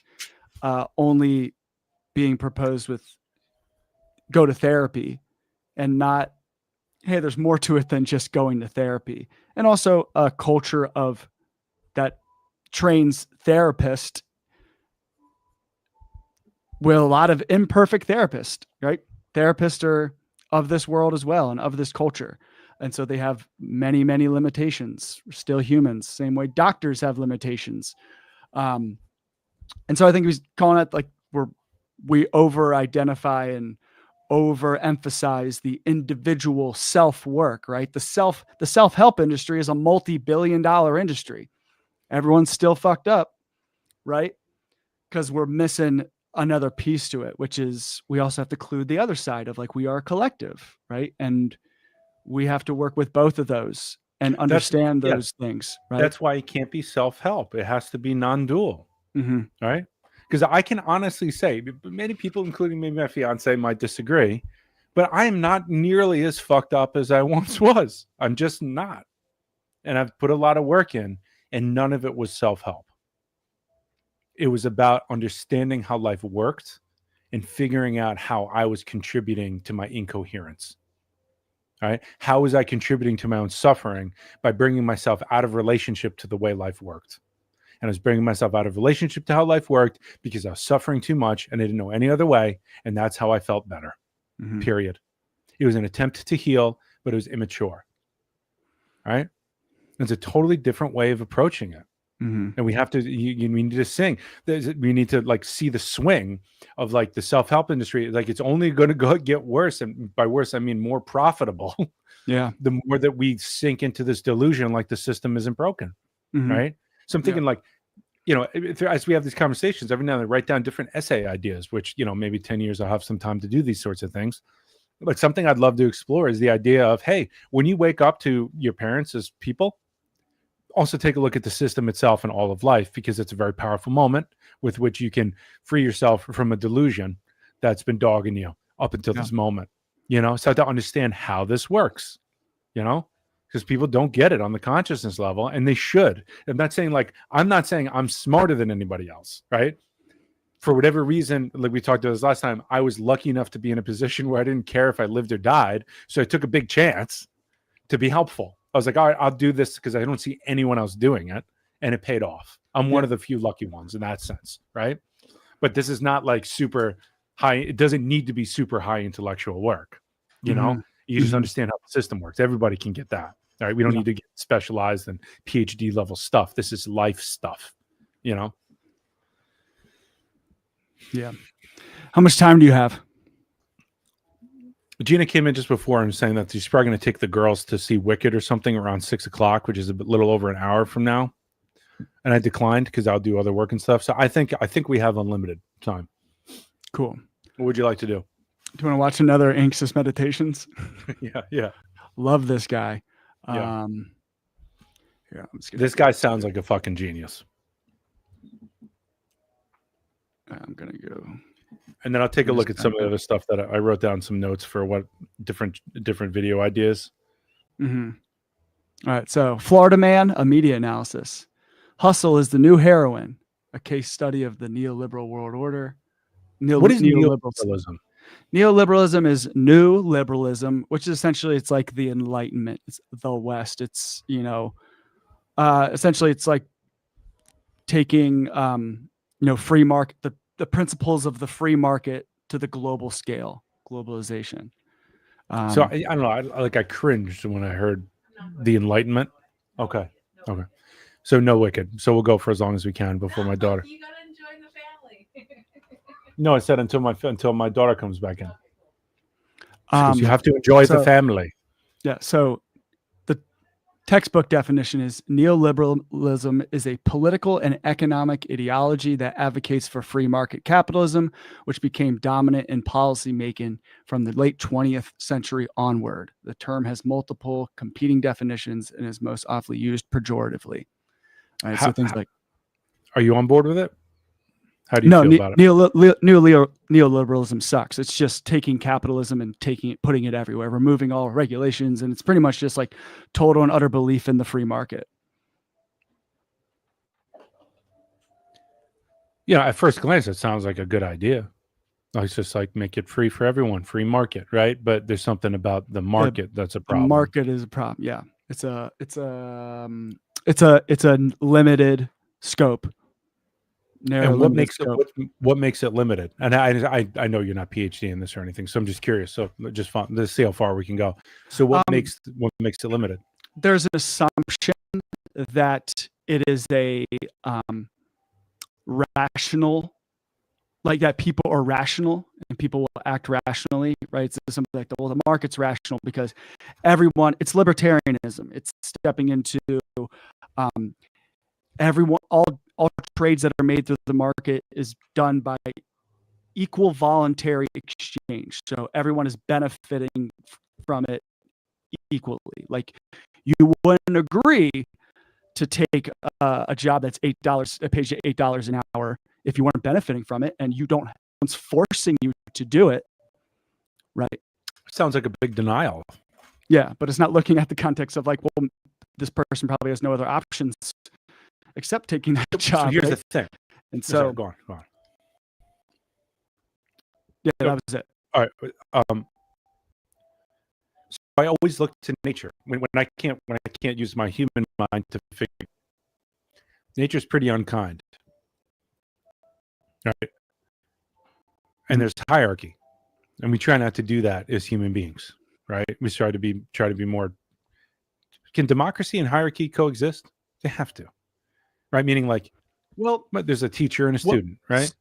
So I think the difference is, I'm taking this from David Graeber, the late David Graeber, anthropologist. And he considered himself an anarchist, and he says anarchy isn't the absence of hierarchy; it's the active criticism of hierarchy, right? So it's the constant, like, hierarchy isn't just there because of dominance; it's hierarchy exists because of efficiency, right? It's because it's the right thing. Because like, Right, an older person is wiser than a younger person. Yeah, I shouldn't have equal say over, the latest practices on brain surgery, right? I would agree. Right, there should be a people who are expertise in that, and that's right. So all this makes sense. So yes. It's based on like legit, right? Yep. So yep. Where in neoliberalism, it's very hierarchy based off of market dominance, right? So again, the issue is, if you're going to look at nature itself, that feels like it's the best representation that we have of nature itself. And yet we're human beings with this incredible capacity for self-reflective consciousness, Mhm. trying to bring heaven and earth together, right? So we can come up with something more whole, I believe, hopefully. I don't know. Like, is it AI that's going to change everything? You know what I'm saying? Like, do we have to just like suffer through all this awareness of difficulty and injustice and higher awareness of the isness of it until we've hung in there long enough to be saved? You know, like this is where I'm like, oh God, shut it down anyway. Shut it down. You know, bring the meteor. So this is Gina's request. Why everyone is a DJ now. This is why everyone's a DJ now. The DJ industrial complex has reached saturation point. This public health crisis has become widespread in the Western world, affecting young people on a binge diet of skins, original pirate material, and trying not to K-hole in smoking areas. This global outbreak coincided with the cultural collapse in meaning. When society disintegrates and we no longer find contentment in work, the flickering lights of the office can feel like epilepsy. So the strobe became our sole focus, chasing away beds we're too awake to sleep in. Searching for connection or a new dealer on Telegram, we've become Bristol-presenting Berlin sexuals, signalling taste and muttering scarcity, adulthood pushed into the not yet, all futures foreclosed until further notice.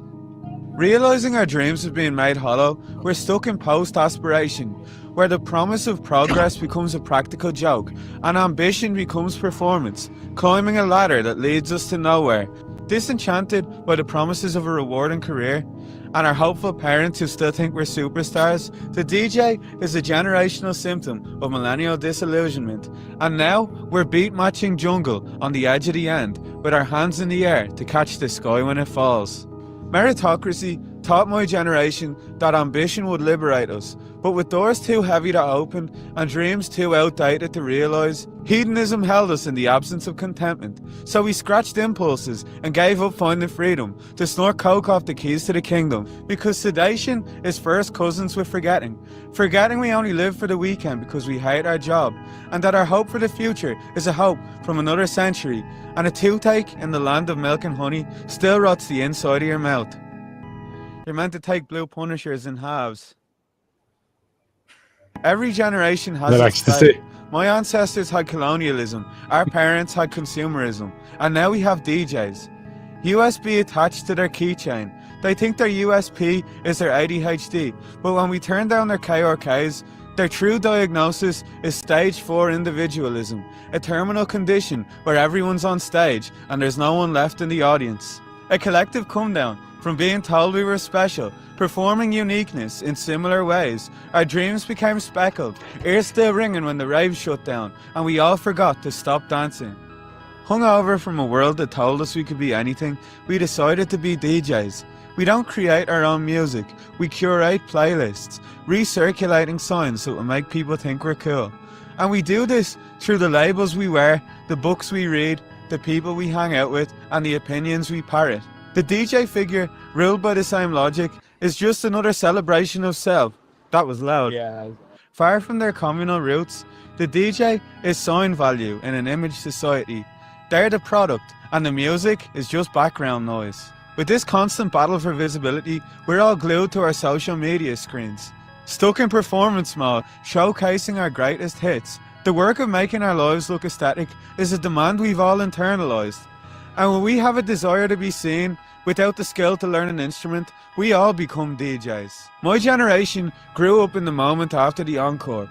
In a world that can't imagine its own future, we resort to lost pasts. And we can see this in the resurgence of Y2K fashion, endless reboots of old movies, and Oasis getting back together. When life becomes uncertain, we escape into simpler times. And in a society that only values authenticity if someone's making money off it, we look to the 90s with no cameras recording the drop and bask in the afterglow of utopia's almost. What does it say about the present moment when a time we weren't even alive to witness feels better than whatever's around now? What do we do when there's no history left to sample? How do we create new futures that can become someone else's nostalgia? Can you hold this?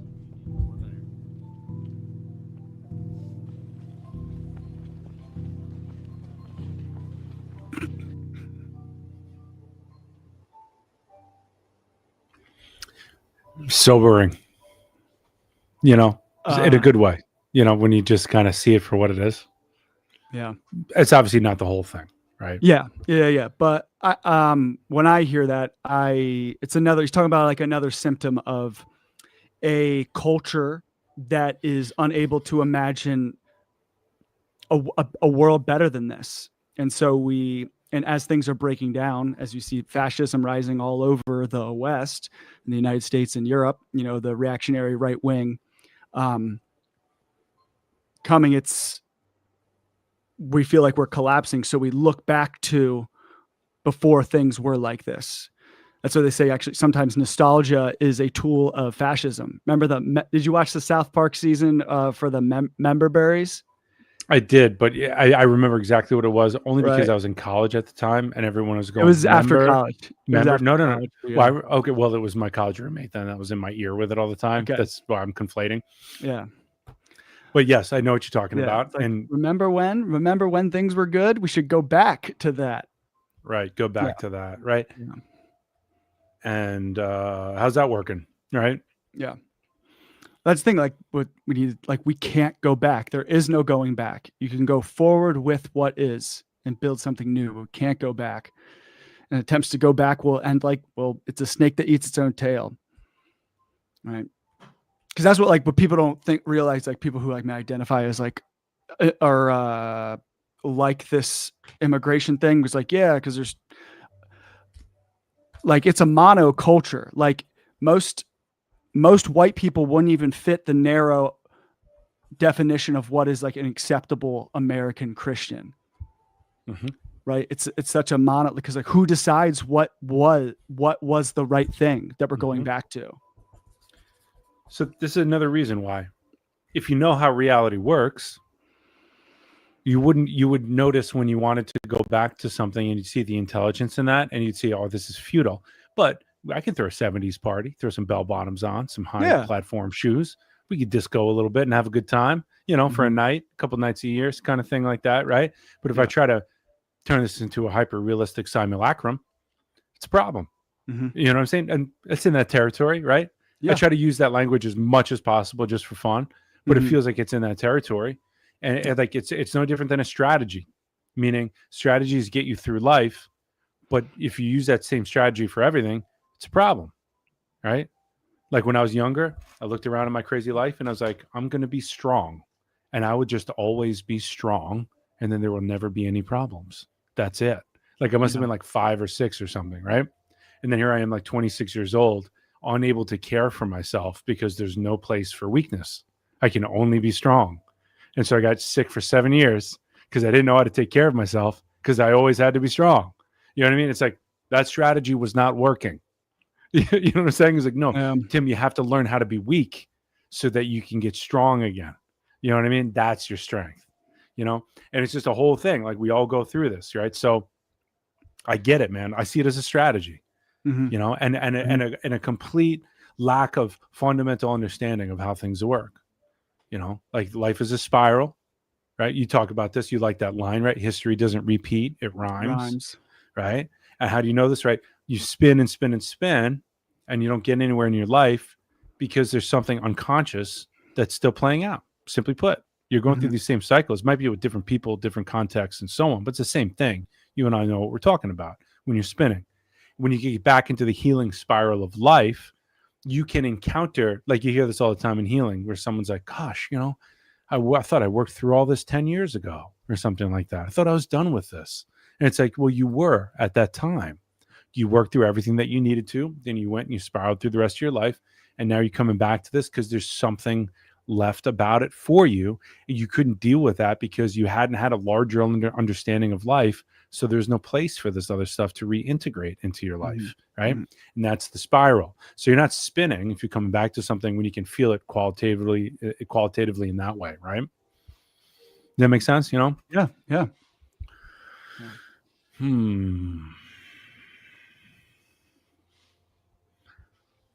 We'll see what ideas come from this platform. He also talks about something that Bo Burnham did in one of his specials about everyone wanted to be a performer. Like that was like the millennial, right? Millennials wanted to be the famous because it's like we got materially safe enough past the boomer generation where like our parents, a lot of our parents worked jobs that like gave us the ability to really like, what do you want to be when you grow up? A lot of generations did not have that like luxury of thinking about that. Like, oh, I can, right? Well, it's like a program that was installed. Yeah. And being brought up in a culture of hero worship, celebrity worship, and then with the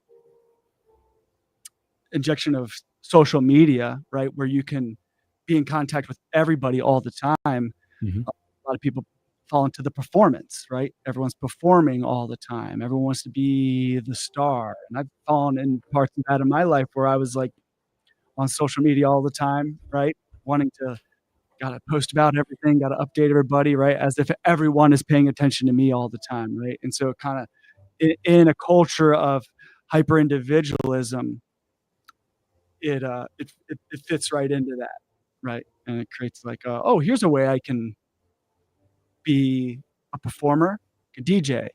It's relatively not everyone's a good DJ. I'm not gonna like there's like Gina's. There might be some people in the comment section that are good DJs. But it's a relatively easy thing to do to a point where it's like, hey, I can play music, right? Versus like, not anyone can just sit down and after a week of playing around, like I learned how to DJ in a week and I performed at a club, right? Yeah. It's like being a Reiki healer. Great. Yeah. Right. Versus like actually taking the 2 time hours to of learn sessions, how now to you play open up- piano, right? And like the hours and effort that it takes to like learn the instrument. It also speaks to the public's misunderstanding of what's going on here. Yes. Right. Because like if I could just play pretend all the time and thousands of people are going to show up, I might keep doing that. That's not such a bad job, you know? But ultimately I would probably feel pretty empty and beholden to the public's validation and so on. Right. Yeah. So eventually, if I'm real, I'm going to start making my own music. Mm-hmm. Right. Because like Gina wrote in the comments here, like, Tim's a DJ too. We joke around about this because I got a pile of like fucking 1,000 books next to me. I love reading, taking in other ideas and talking about them. Yeah. And so like so much of what I say, it might be my language. It might be someone else's language. I don't remember anymore. Right. And I'm mashing just, them together. I'm on the side of truth. I'm on the side of music. I'm not, I try to give credit where credit's due, but sometimes I forget. Right. But it's just like, you try to do that. But ultimately, this is like truth is not held by anyone. If I come up with some great idea, like who am I to be like, that's my idea? You know what I'm saying? It's really kind of weird to copyright it and protect it in that way and so on. It's more just like, no, just got to like go bring it out there and do something with it, But I also get why people do that. Right. So like, anyway, it's just, there's something that is so natural. Like to me, like the deeper I get into the spiritual and healing stuff, which is the nature of reality, in my opinion, the more simple things become actually. Like I'll have a client that's like, I have no idea who I am. Right. I've no, like they'll be 40, 50 years old and they're like, I'm in Groundhog Day every day and I'm fucking miserable. And like, the only reason why I'm even keeping going is because I have a kid, and they'd be like, look, I don't want to kill myself, but I would, but I have a kid. Right. It's like that kind of thing. It's like, so I'm here, like, help me. Right. So I'd be like, all right, well, let's think about this for a second. Carl Jung once said, like, what did you do as a child that you lost hours and hours of time doing? That was like so enjoyable. That's the key to being an adult. Right. I'll say that to them and they'll go, I can't remember anything from my childhood, and it's that thing, right? People who are traumatized and have had a tough life, that part of the brain has shrunk. Their memory is done. Like they have no access to it. So I'll go, okay, like, all right. So like maybe you could think about like, instead of listening to your ex who's yelling at you all the time, calling you a piece of shit, think about like how willing you are to be there for your kids all the time. Right. That's a part of who you are. Right. And you start to like go like, oh, okay. So you start to see it. Anyway, my point is, I'll fast forward. There's a natural way that we can be in the world where we can start to kind of feel like what's necessary. Like when we stop going outside for the solution, we start to go inside. Making music is something that's naturally going to happen. Like to be a creative being, to do something that's in relationship to who we are is a natural thing, right? But if the outside is praising us so much for bullshit, We can't do anything. Like there's no friction. There's no feedback. Like I show up and I do bullshit and everyone's like, you're the man. We're just going to keep eating and feeding each other bullshit. Yeah. You know what I'm saying? So there's like a lack of understanding of both sides of what's going on here. You know, like people don't like what I'm hearing there is like people don't even know what music is. People even know what good music is anymore. Yeah. Yeah. You know what I'm saying? Like they're not even in touch with that part of themselves. So that's what allows something like that to go on in the first place. And that's why we can make fun of this now. And DJs are an easy target because they work with other people's music to make something of their own. But I also, you know, I live with a DJ who also makes her own music, and she is very creative, musical in that way, right? So I know that's not true. So I have an inside look here, right? Yeah. And yet they're an easy target, which is why it's funny to watch a video like that. You know? Yeah. And look, it's why like any good spiritual teacher will say, before you give a lecture, you better not just read that fucking lecture.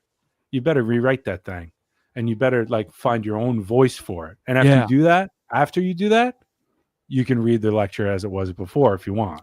Yeah, because if not, you're just a professor reading word for word everything on the PowerPoint and putting everybody to sleep. You're not rebreathing this truth. You're not a part of life and creative thing. You're just like doing this thing. All right, everybody turn to page 33 of the textbook. All right. And then everyone just reads. Womp, womp. Yeah, like what's the point of the class? Yeah. Why don't we just tell us to read the book and we'll just stay at home? Yeah. You'll see a nice hybrid of that as I teach the 4-year program, because I am the guy that just likes to read what's there. But thankfully, I trust Jason's writing. He's just on a whole nother level, right? And I can say what he said, and then I can riff. We can riff. We're all going to riff. And that's what I'm about. I just had a conversation with him, and he said, do that.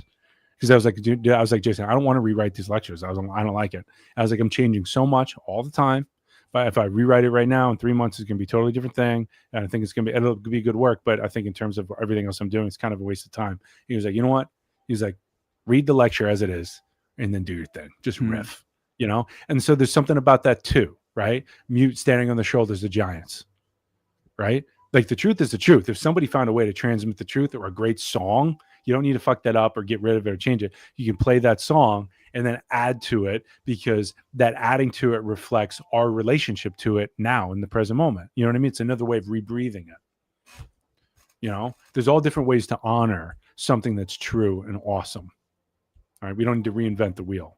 Do you like going in the comment section for YouTube videos? I find out of all comment sections, YouTube actually has solid. It's not a shit show. Most sites, there's like total nonsense. So I would go there if I wasn't so on board with dead internet theory. Do you know dead internet theory? Yeah. That's what I think. YouTube has less of that but everywhere else. Yeah. But regardless. I literally don't ever go on the internet unless it's YouTube. I swear to God, there's going to Gmail and clicking this link and YouTube. If you ask me to go anywhere else, I will not do it. Yeah. Like the fact that my fingers even have to touch a keyboard, I'm like, just want to peel the skin off my face. All right. But let's just I like these 4 comments. It's like, you nailed it. These are, you nailed it when you said everyone is on stage and nobody is an audience. All right. They're talking to us, right? This is our video that they're commenting on. Ours, all our fans. It's main character syndrome. That was a phrase that is popular now. Main character syndrome. Like everyone thinks they're the center of the universe. They're the main character. This part of it. And everyone else is an NPC. Yeah. Or the spiritual community, you call everyone like a mogul or a low vibrational being. Low vibrational being, but it's just it's from Harry Potter, what they called like regular muggles. Muggles. That's right. Yeah. I mean, we run into this all the time in other communities, and I used to always just be like, I was so high above these people, Zach. Yeah, I'm like everyone's a sheep. No one knows what I know. But that's just it would hurt me. So I'm like, no. Yeah. No. But yes, but no. Just kidding. What do we do when there's no history left to sample? That's a good, like, that speaks to like, we're not creating a new future. We're just reaching to the past and just remixing it. Right. Yeah. Because that would be a good crisis but that's never going to happen. It's a good question, but it's never going to happen. You know what I mean? Say that again. Okay. So we have a practice that we do called form anxiety, right? Yes. And form anxiety means all of life has a form. And because that form is always changing, it gives us anxiety. And so if we're not aware of that, when we get particular intensities of anxiety, we're going to do something to bring us out of the stream of life and into a position of more safety or comfort or something, right? One of the things that we say when we're teaching that meditation is there's no one to go back to. And this is what they're talking about, right? You can't go back. What are you going back for? Be here. Be here, right? Like become the trailblazer, become the truth, live the truth, enter into the truth, be surprised by what you find about yourself and life and so on. Stay here. There's no one to go back to. There's no music to go back to. There's no history to go back to. So what do we do when there's no history? That's the hardest part, because people would figure it out if there was no history. People would start making music again if there was no history. That's why Ukraine is such a beautiful place right now, because their history is being wiped out and so on, and they're making music, shit like that. When you're forced to do it, it's actually pretty easy. That's why I think, like, I look back in my life, I'm like, man, my life is like, in a lot of ways, I was kind of set up for this to be successful in the spiritual healing field, because like I had to be. It was do or die, burn the boats. I had no choice, and that makes it so much easier. I didn't have any choice but to be not neurotic. It was just, you got to do it or you're going to die. That's it. Right. And that's a lot easier to do. So what do you do when you have a history, but you know this? That's the question I'm having. The irony that everyone's a DJ, but rising rents are still leading to clubs closing. Like that's the contradiction of like late stage capitalism, right?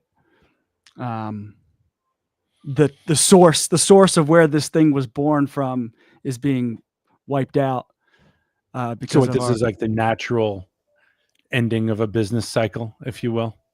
The maturing business cycle, maturing capitalism cycle, where things aren't working and people become hyper individualistic and get looped into that delusion because it's the best we can do to keep going and tolerate it. Right? Yeah. So we haven't hit that bottom yet. Good. Something to look forward to. When I watched this David Foster Wallace, do you know David Foster Wallace? He's the guy that said, he's the guy with the fish swimming in the water. Yeah. And the fish goes by and says, on being entirely yourself. It's 2 minutes. Do you know? Yeah, do it. 2 minutes. Let's do it. Let's switch it up. Nice power. Imagine you're a hyper-educated avant-gardist in grad school learning to write. Right. Screen gets all fuzzy now as the viewer's invited to imagine this. Coming out of an avant-garde tradition, I get to this grad school, and the grad school turns out all the teachers are realists. They're not at all interested in postmodern avant-garde stuff. Now, there's an interesting delusion going on here. So they don't like my stuff. I believe that it's not because my stuff isn't good, but because they just don't happen to like this kind of aesthetic. In fact, known to them but unknown to me, the stuff was bad. It was indeed bad. So in the middle of all this, hating the teachers, but hating them for exactly the wrong reason, this was spring of 1986. I remember who I went to see the movie with. Blue Velvet comes out. Blue Velvet comes out. Blue Velvet is a type of surrealism. It may have debts. There's a debt to Hitchcock somewhere, but it is an entirely new and original kind of surrealism. It no more comes out of a previous tradition or the postmodern. It is completely David Lynch. And I don't know how well you or your viewers would remember the film, but there are some very odd. There's a moment when a guy named the Yellow Man is shot in an apartment, and then Jeffrey, the main character, runs to the apartment, and the guy's dead, but he's still standing there. There's no explanation, he's just standing there. And it's almost classically French, Franco-philistically surreal.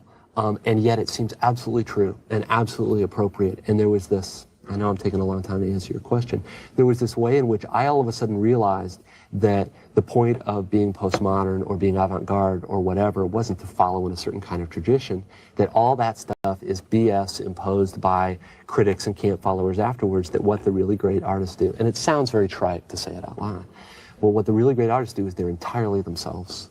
They're entirely themselves. They've got their own vision, their own way of fracturing reality, and that if it's authentic and true, you will feel it in your nerve endings. And this is what Blue Velvet did for me. I'm not suggesting it would do it for any other viewer, but Lynch very much helped snap me out of a kind of adolescent delusion that I was in about what sort of avant-garde art could be. And it's very odd because film and books are very different media. But I remember going with 2 poets and 1 other student fiction writer to go see this, and then all of us going to the coffee shop afterwards and just, slapping ourselves in the forehead. And it was this truly epiphanic experience. That kind of shit brings me to tears, truly.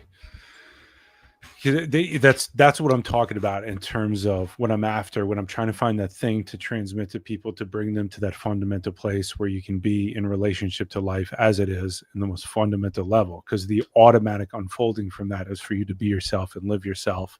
And that's what you start to encounter when you wake up to your truth and you start to live that truth, and the tribe and everybody else tries to tell you to be something different or thinks you're going crazy, right? This is what happens. This is where so many famous artists become famous 102 years later, right? After a fucking terrible life or something, dying in misery, right? And it's like, to be yourself in a world that wants you to be anything but that, right? And what does it mean to be yourself? Sometimes we need help. Sometimes we need to watch a movie, like an act. When I tell that story, right, there's a non-dual teaching. You've heard this, I think, in at least one of my classes, where it's like, there's a good painter and a great painter. The good painter and the great painter both have the same tools, the same equipment, the same canvas, paintbrushes, paints, and so on. And they're commissioned by somebody to paint a painting. So the good painter and the great painter go ahead and they do it. And the good painter has an idea of what this painting is going to be, and they go ahead and they paint that idea. And it's a good painting. They're good at what they do. They have skills. They're good. And they give it to this guy. They commission to them. The guy says, this is a good painting. Thank you. And the great painter goes, and they have all the same equipment again, and they start to paint the painting, and they go brush to canvas, and then they pause. They take a step back, and they let the effects, the victories or the imperfections of what they just painted affect them and touch them. And it might change their idea of where this painting is go or not. They might have to experience disappointment on many levels, and they might have to work through these ideas of like, the first brush stroke, I didn't do it well, like I'm such a piece of shit. No, and then you come back to it. And the great painter knows that every brush stroke and every pause to receive the brush stroke and transform is a part of that open dialogue with life. This is a metaphor for life itself. And when that great painter is done with that painting, by doing it within that way, with that level of presence and willingness to transform and go with what is, with its imperfections and all, they're going to hand this painting to the person that commissioned it to them. And that person's going to look at it and they're going to weep. Just like David Foster Wallace says, you're going to feel it in your nerve endings. Mm-hmm. You're going to feel this qualitative thing. You're going to feel the consciousness that went into this thing. You're going to feel that it was them, that it was truly them. It wasn't this idea that I can skillfully put forward with my charisma or skill or whatever and make that happen. This was an open dialogue with life. It was a journey that they went on, and a willingness, a journey of vulnerability. And, you hear these movies, it was a triumph, but it is when you can live life this way. And people feel it. Mm-hmm. Because it's about resonance and coherence. Maybe someday we'll talk about this, but all of life, in my opinion, is about resonance and coherence. Love is coherence. Love is resonance. Yeah, it's like, and so the more that we can be coherent with ourselves, the things that we do, you hear about saints that can cure illnesses by feeding you, or like a grandma that can heal you with the brownie sundae, right? Like, it's always wise old people. Yeah. And there's a reason for that, because there's a certain kind of coherence that they have. And they call them cities or powers like this. Somehow you can do magic, like magic. Oh, how did you heal that? How did they know this? How did this miracle occur? What happened through coherence, in my opinion, right? And this is what I think people who are great artists or scientists or whatever tap into. A certain level of coherence and a certain level of courage to live that in the face of whatever, when sometimes they'd get killed, including these times that we live in, right? Yeah. You're going to get at least killed off culturally or otherwise by bringing something forward that is so you and unique. It challenges everything. And some people are open to that, and some people will fucking kill you for it. Does it make sense? Mm-hmm. Mm-hmm. Mm-hmm. That kind of stuff, it does. It brings me to tears. Yeah. It also has me thinking about, we talk about like, it may not be something that people appreciate for 100, 200 years. There's the right term or what I want to call it, but it was a Black feminist writer who's older now. She was doing a talk, a book that she read, and someone came up to her and was like, I read this thing that you wrote, decades ago, and it was like perfect. Like it was exactly what I needed. And she's like, oh yeah, I wrote that for you. Like, and it was the consciousness in which she was writing of like knowing that this is me planting seeds for trees that I may never sit under the shade or eat the fruit of. That's right. I love that. Right. Because you're tapping into like a field of possibility. Yeah. That is going to happen. Cupness of time. Like that's right. That's right. That's right. It transcends time. Mm-hmm.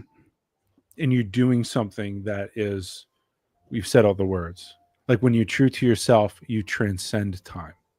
I think that's a valid thing to say. Yeah.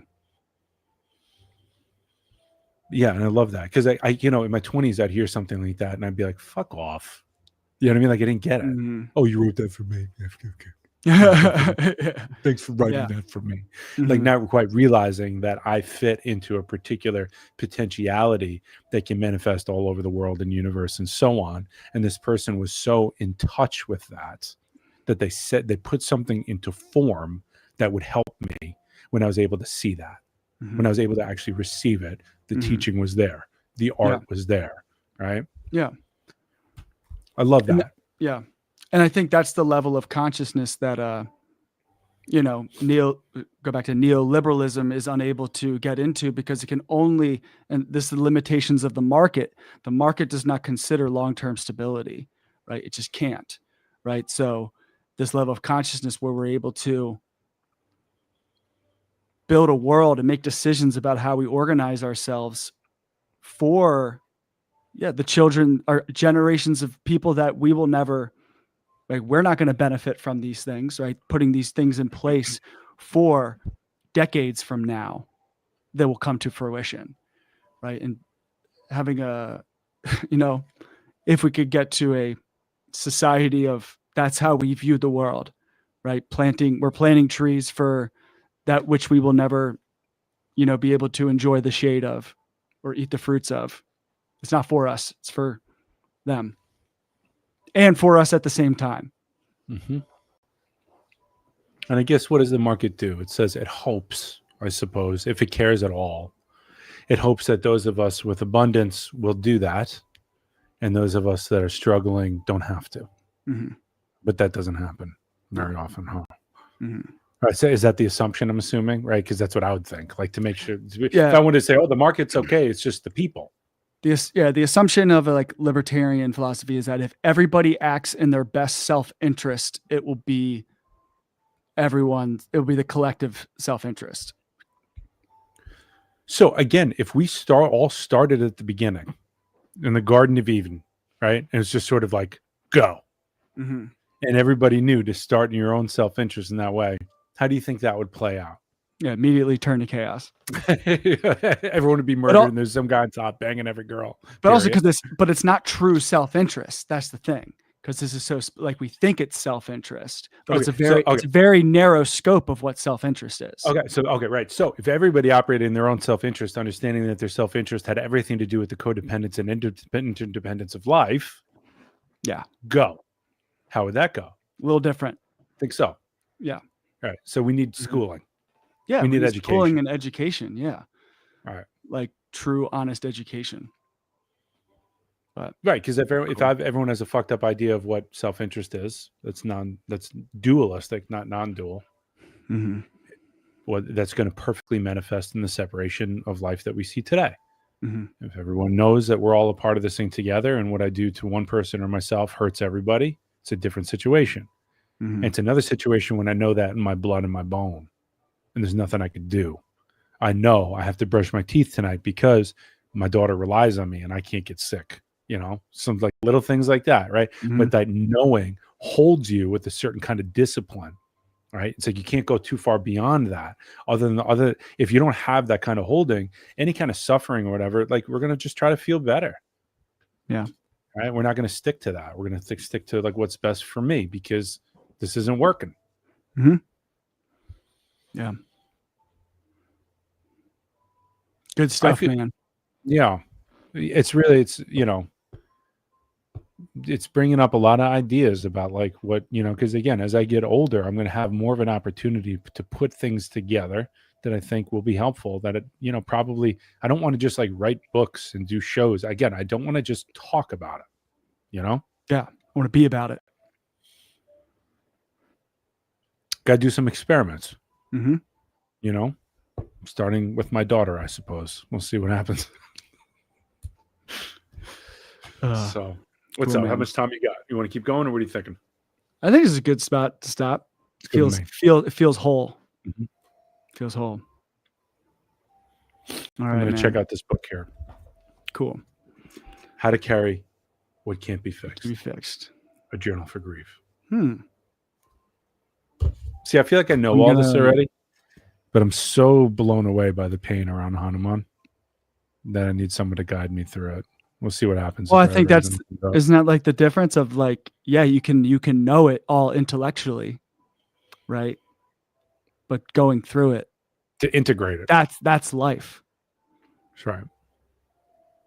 Hopefully, this book is a good companion. I heard it on Sounds True. Do you know Sounds True? No. I do a once a month meeting with a spiritual teacher that I love, and she loves listening to that. So she'll send me, she's like, listen to this thing for an hour and a half, and then we'll talk about it for an hour and a half, Cool. And this is an advertisement on it. I was like, all right, I'm going to get this. Cool. We'll see how it goes. All right. Yeah. Subscribe to the channel. Hit us up. thethirdthing.net, thethirdthingnetwork.com. zwcampo@gmail.com if you want any healings with me, or reach out to Tim. Yeah. Go to the Third Thing Network, all spelled out, .com. There's all my workshops and all that kind of stuff that's going on. And, if you want healing work with me, go for it. But Zach's open for business. So try him first. Cool. Okay, brother. We'll get together. All right. We'll get together. If you want to do over the weekend, I got some time, maybe on Sunday or something. If not next week. Okay. All right. Sounds good, bro. All right, brother. Peace. See ya.